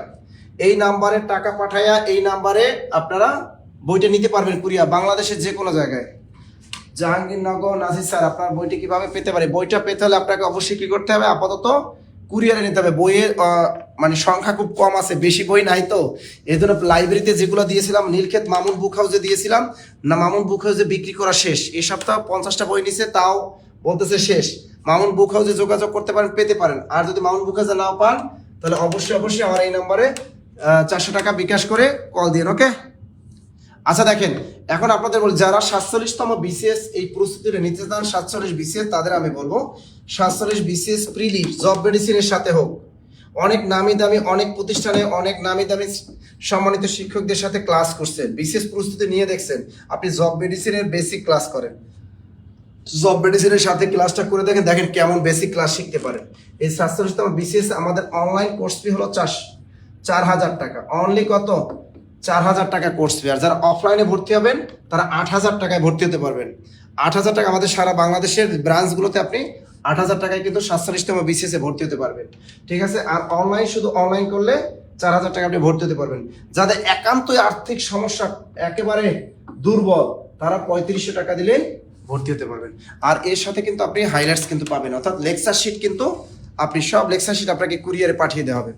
স্যার গাজীপুর সদরে জরুরি ছিল একটা শাখা, হ্যাঁ ভাইয়া, তবে জরুরি বান্ডার অস্বীকার হবে। বইটি কি লিখিতর জন্য কি হবে? না, লিখিত পরীক্ষার জন্য এই বইটা 100% কাভার দেবে না, 60% কাভার দিবে। আর কোনো প্রশ্ন আছে? কারো কোনো ভর্তি সংক্রান্ত কোনো প্রশ্ন থাকলে আমাকে করতে পারেন, কোনো ধরনের প্রশ্ন থাকলে করতে পারেন। শিমুল হোসেন অনেক আগেই তনুযুগ দীর্ঘে তন্নি 1 দফা দাবি, পাবনায় শাখা চাই। শাহজাদা সেলিম, পাবনায় শাখা ইচ্ছা আছে, পাবনায় বা ইচ্ছা করে বাংলাদেশের 64টা জেলায় জব মেডিসিনের শাখা যাক। আমাদের খুবই ইচ্ছা যে আমাদের 64টা জেলায় জব মেডিসিনের শাখা থাকবে, আমরা 64টি জেলায় বেকারদের সার্ভিস দিতে পারবো সবচেয়ে কম টাকায়, বেটার শিক্ষক দিয়ে সবচেয়ে কম টাকায় আমরা বেকারদের সার্ভিস দিতে পারবো। দোয়া করেন সবাই যেন আমরা পারি, ইনশাল্লাহ ছড়িয়ে যাবে। ইনবক্স করেছি, কোনো রেসপন্স নাই স্যার। আমার হাতে ফোন, রেসপন্স কেমন করবো? হ্যাঁ, আমার ফোনটা আমার হাতে, ক্লাসটা শেষ করব তারপর আপনারা কল দিয়ে, ঠিক আছে, আমার হাতেই তো ফোনটা। হবে স্যার, ক্লাস শেষে কল দিব। হ্যাঁ, ক্লাস শেষে কল দিন স্যার। আপনাদের নিবন্ধনের লিখিত কোর্স আছে? হ্যাঁ ভাইয়া, আমাদের নিবন্ধনের লিখিত কোর্স মাত্র 1500 টাকা, নিবন্ধনের লিখিত কোর্স মাত্র 1500 টাকা। ওকে স্যার, 11 থেকে 20তম গ্রেডের ভর্তি ফি কত? 11 থেকে 20তম গ্রেডের ভর্তি ফি ভাই আমি বলে দিই, 11 থেকে যারা 10 থেকে 20তম আমাদের দুটো ব্যাচ, এটা 10 থেকে 20তম গ্রেডের এই যে কোর্স, এই কোর্সটা হলো 2200 টাকা, আমরা এটা নিচ্ছি মাত্র 1950 টাকা। এর সাথে কিন্তু 500 পৃষ্ঠার বই, 4টা বই যাবে, এবং 4টা বইয়ের মোট পৃষ্ঠা সংখ্যা 500 প্লাস। এই যে আমাদের 4টা হাইলাইটস আছে 10 থেকে 20তম গ্রেডের, এই 4টা হাইলাইটস কিন্তু 500 পৃষ্ঠার। এই যে 4টা বই, এই 4টা বই বাংলা জিকে, ম্যাথ, ইংরেজি, এই 4টা বইয়ের মিলায়া পৃষ্ঠা সংখ্যা 500 প্লাস পৃষ্ঠা। এবং এইটা আপনারা একদম ফ্রি দেওয়া হয়, কুরিয়ারে একদম ফ্রি আপনাদেরকে পাঠিয়ে দেওয়া হয়। তো এইটার কোর্স ফি আমরা 1950 টাকা রেখেছি। ক্লিয়ার? স্যার আপনার নিজের জেলার জন্য কিছু একটা করেন। আমার নিজের জেলা তো কোথায়, পটুয়াখালী। তা আমি পটুয়াখালীকে জব মেডিসিনের শাখা দেই নাই? পটুয়াখালী জব মেডিসিন দেখে দেখেন কি পরিমাণ চাকরি হয়। একটু পটুয়াখালী শাখায় ঢুকে দেখেন, যে একটু ফেসবুকে ঢুকে দেখেন জব মেডিসিন পটুয়াখালী শাখা, ঢুকে দেখেন যে সেখান থেকে প্রতি মাসে কয়জন চাকরি পায়। মনির ভাই ওই শাখাটার পরিচালক, এবং পটুয়াখালীতে হিউজ স্টুডেন্ট সেখানে। এবং সাইদুল স্যারের তো ক্লাস আছে 10-11 তারিখ, আমাদের সাইদুল স্যারের তো পটুয়াখালীতে ক্লাস দেবে। তো পটুয়াখালী শাখা থেকে তো হিউজ পরিমাণে চাকরি হয় আপনাদের। পটুয়াখালী শাখা যান না, পটুয়াখালী শাখাটা তো জোস একটা। স্যার চৌহদের নবম দশম শ্রেণী বইয়ে ফার্সি আরবি দেওয়া, হ্যাঁ আমি তো আগেই বলছি ওইটার ভুল দেওয়া, ওখানে ভুল দেওয়া আছে, আমি তো বলেই দিচ্ছি ওটা ভুল দেওয়া আছে, ওটা ভুল দেওয়া আছে, নবম দশম শ্রেণী বইটা ভুল। আচ্ছা দেখি স্যার, আমি দশমের স্বাস্থ্য সহকারী পদে পরীক্ষা দিয়ে সাহায্য চাচ্ছি, 10 থেকে 20 তম গেট, এটা আপনার লিখিত পরীক্ষা হবে। স্বাস্থ্য সহকারী পরীক্ষা না, স্বাস্থ্য সহকারী প্রিলি, স্বাস্থ্য সহকারী পরীক্ষা প্রিলি পরীক্ষা হবে, এটা ইজিলি পারবেন, প্রিলি সহজ প্রশ্ন হবে। স্যার আমি আজকে ফোন দিয়েছিলাম 4000 বলছে। আচ্ছা 4000 বলছে, আপনি আমার নাম্বারে পাঠাই দিয়ে, যাতে আর্থিক সমস্যা 3500 টাকা আমার ফোন নাম্বারে পাঠাই দিয়ে, ঠিক আছে? আমাদের অফিসিয়াল নাম্বারে কল দিয়ে আপনার 4000 টাকা নিচে 1 টাকাও কম রাখবে না, কিন্তু আমার নাম্বারে আপনি এই নাম্বারে টাকা পাঠাই দিন, আপনাকে 3500 টাকায় রেখে দেবো। স্যার আমাদের সিলেটের শাখা দান, 4টা জেলা আছে। ওয়াও, সিলেটে অনেকদিন যাবত যাই না। সিলেটের কি সুন্দর কি কি যেন খাবার আছে, ভুলে গেছি। 5 ভাই রেস্টুরেন্ট আছে, আর একটা জানি কি আছে, সাতকরা দিয়ে গরুর মাংস রান্না জোস। সিলেটের শাখা দিব ভাইয়া, দিব। স্যার আমি 18তম লিখিত বাংলা কোর্সে ভর্তি আছি, কিন্তু আমি কোনো গাইড বই পাবো কি? না, যারা 1500 টাকা দিয়ে ভর্তি হয়েছেন তারা কোনো গাইড বই পাবেন না। হ্যাঁ, আর কোনো প্রশ্ন? তাড়াতাড়ি বলেন, পেটে ক্ষুধা লাগছে। ভর্তি সংক্রান্ত আর কোনো প্রশ্ন আছে? বলেন বলেন বলেন, দ্রুত বলেন, দ্রুত বলেন, আর কোনো প্রশ্ন আছে? যদি আপনারা অ্যাডভান্স প্রাইমারি কোর্সে ভর্তি হন তাহলে আপনাদের 2200 টাকা পে করতে হবে। যদি আপনারা অ্যাডভান্স নিবন্ধন কোর্সে ভর্তি হন তাহলে আপনাকে 2200 টাকা পে করতে হবে। যদি কোনো নিবন্ধন লিখিত কোর্সে ভর্তি হন তাহলে আপনাকে 1500 টাকা পে করতে হবে। বিশেষ পরীক্ষা প্রিলিতে 4000 টাকা আপনাকে পে করতে হবে। যাদের আর্থিক সমস্যা খুবই খুবই খারাপ তারা 3500 টাকা পে করবেন। ক্লিয়ার? হ্যাঁ, পানসি আছে, স্টিকিটুম আছে। হ্যাঁ, গুড গুড গুড, এই তো মনে পড়ছে। স্যার প্রাইমারি ভর্তি ফি কত? সীমা দাস, প্রাইমারি ভর্তি ফি হলো আমাদের 2200 টাকা। 2200 টাকা। আর কেউ আছেন? আর কিছু বলবেন? কারো কিছু জানার আছে? আমি কিন্তু আর কিছু জানার আছে কিনা বলেন না। আর কারো কোনো কিছু জানার আছে? জামালপুরের মাইয়া আছেন শিউলি। অনলাইনে ক্লাসে প্রতি সপ্তাহে কয়টা ক্লাস আর কখন হবে? রুটিন না সিলেবাস পাবো? অবশ্যই রুটিন দেওয়া হবে, অবশ্যই রুটিন দেওয়া, 1 মাসের রুটিন দিয়ে দেওয়া হবে আপনাদেরকে। প্রতি সপ্তাহে 5টা ক্লাস, প্রতি সপ্তাহে 5টা। পেট্রো বাংলা সম্পর্কে কিছু, পেট্রো বাংলা প্রশ্ন করে ঢাকা ইউনিভার্সিটি আইবিএ, সুতরাং সেখানে প্রিলি পরীক্ষা হয়। আইবিএ পেট্রো বাংলা প্রশ্ন করে, আপনি বিসিএস প্রস্তুতি যেভাবে নিচ্ছেন ওভাবেই প্রস্তুতি নেন, সব পারবেন। আইবিএ প্রশ্ন করে, একটু ম্যাথ একটু কঠিন করে, এছাড়া আর কিছুই না। হ্যাঁ, আপনি খাদ্য অধিদপ্তরের জন্য 10 থেকে 20 তম গ্রেড। যশোরে গ্রিন বাজারের সামনে গিয়ে আপনাদের ব্রাঞ্চ খুঁজে পেলাম না, ব্রাঞ্চের কাজ চলতেছে। 4 তলায় যাবেন, ওখানে ওই যে 4 তলায় পাবেন। স্যার আমি 1950 টাকা দিয়েছি, কল দিয়েছি, কল ধরেনি। আচ্ছা এখন অফিস বন্ধ তো, আমার নাম্বারে কল দিয়ে, সমস্যা নাই। নাজির স্যার, মোহাম্মদ স্যার, সাধু স্যার, আজ কি লিখছেন? আজহারুল ইসলাম অনেক। স্যার কৃষি উপসহকারী ক্লাস, শোন, কৃষি উপসহকারী আপনি যে পরীক্ষা দেন ওইটা হলো আপনার সাবজেক্ট রিলেটেড, ওটা আমাদের কোর্স নাই ভাইয়া। ওখানে বাংলা, অঙ্ক, ইংরেজি এগুলো আপনি পারবেন, এগুলোর জন্য আমাদের কোর্স আছে, কিন্তু আপনার সাবজেক্ট রিলেটেড যেটা আছে ওটা আমাদের কোর্স নাই ভাই, ওটা আপনাদের টেকনিক্যাল পোস্ট। নাসির স্যারকে এত ভালো লাগে কেন? জান্নাত বৃষ্টি, তোমার কি রিয়েলি আমারে ভাল লাগে? শিওর ভাল লাগে? হয়তো তুমি আমাকে বেশি ফিল করো তাই আমাকে ভালো লাগে। সাকিব আহমেদ অবি, 10 থেকে 20 তম গ্রেডের ক্লাসে কি রিটেন আর ভাইবা দুইটার জন্যই পড়ানো হবে? আমাদের 10 থেকে 20 তম গ্রেড প্রিলি লিখিত উভয় একসাথে, প্রিলি লিখিত উভয় ক্লাস হয়, স্যার আসবেন একদিন। স্যার আমাদের সিলেটে, আমি বন বিভাগে আছি, ছোট একটা পোস্টে, দোয়া করেন আমার জন্য, সামনে ভালো আরও কিছু। ভেরি গুড, এই যে বন বিভাগে আছেন অনেক ভালো। কালকে দেখলাম আমার এক ছাত্র, সে কি করছে, সে বিমানবন্দরে চাকরি করে, সে এর সাথে ছবি দিয়েছে, কার সাথে জানো? আমাদের যে বিপিএল খেললো কি মোস্তাফিজ, তার সাথে দিছে। আবার চিড়িয়াখানায় দেখলাম আমার এক ছাত্র আছে, সে চিড়িয়াখানায় জব করে। ছোটোখাটো ভাই, চাকরি তো চাকরি, কাজ কখনোই ছোট দেখবেন না, কাজকে কখনোই ছোট করে দেখবেন না। নিবন্ধনের রেজাল্ট কবে স্যার? নিবন্ধনের রেজাল্ট দিয়ে দিবে এই সপ্তাহের ভিতরে দিয়ে দেবে, আর এক সপ্তাহ ওয়েট করে, এই এক সপ্তাহের ভিতরে নিবন্ধনের রেজাল্ট দিয়ে দেবে, টেনশন করেন না। 19তম প্রভাষক নিবন্ধন ভর্তি ফি কত? মুফতি নুরুল ইসলাম, মাত্র 2200 টাকা, মাত্র 2200 টাকা। ময়মনসিংহ এখন বিভাগীয় শহর, একটা শাখা দেন না স্যার প্লিজ। সাকিব আহমেদ অবি, ভাইয়া দিব, ভাইয়া দিব স্যার। রোজনামসা অর্থ কি? রোজনামসা মানে ডায়ারি।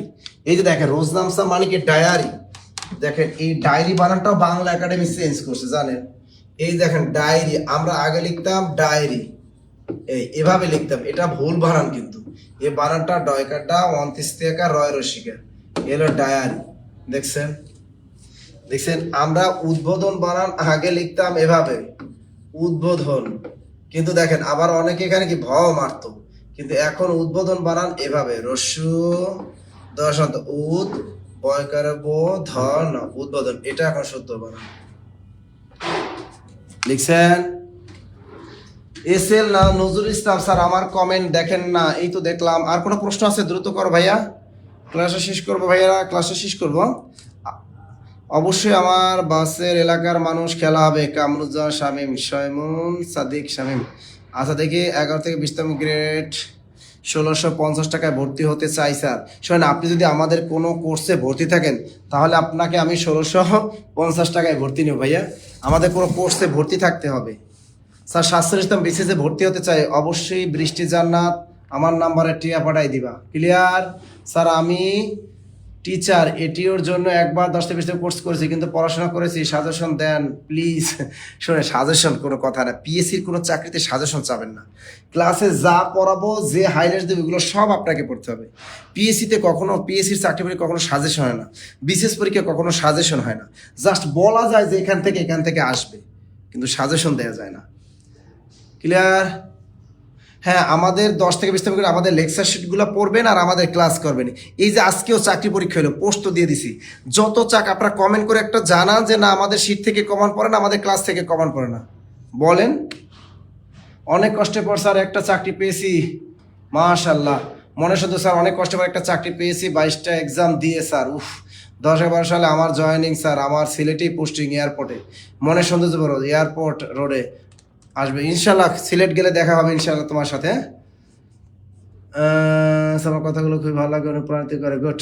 জি স্যার, আমি 18তম রিটার্নে ভর্তি আছি, সমস্যা নাই। 18তম নিবন্ধন যারা ভর্তি আছেন তারা 10 থেকে 20 করে 1650 টাকা দিলেই হবে, 1650 টাকা দিলেই হবে, কোনো সমস্যা নেই।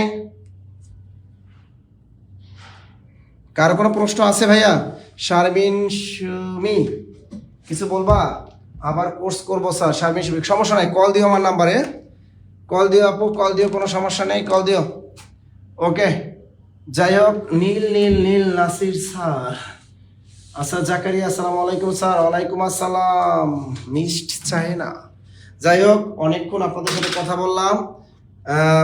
ভালো থাকবেন, সুস্থ থাকবেন, আবার ইনশাল্লাহ দেখা হবে আগামীকাল গুলুগুলু সাইদুল স্যারের সাথে। ভালো থাকবেন, সুস্থ থাকবেন, এই শুভকামনায় আজকের মতো বিদায় নিচ্ছি। আল্লাহ হাফেজ।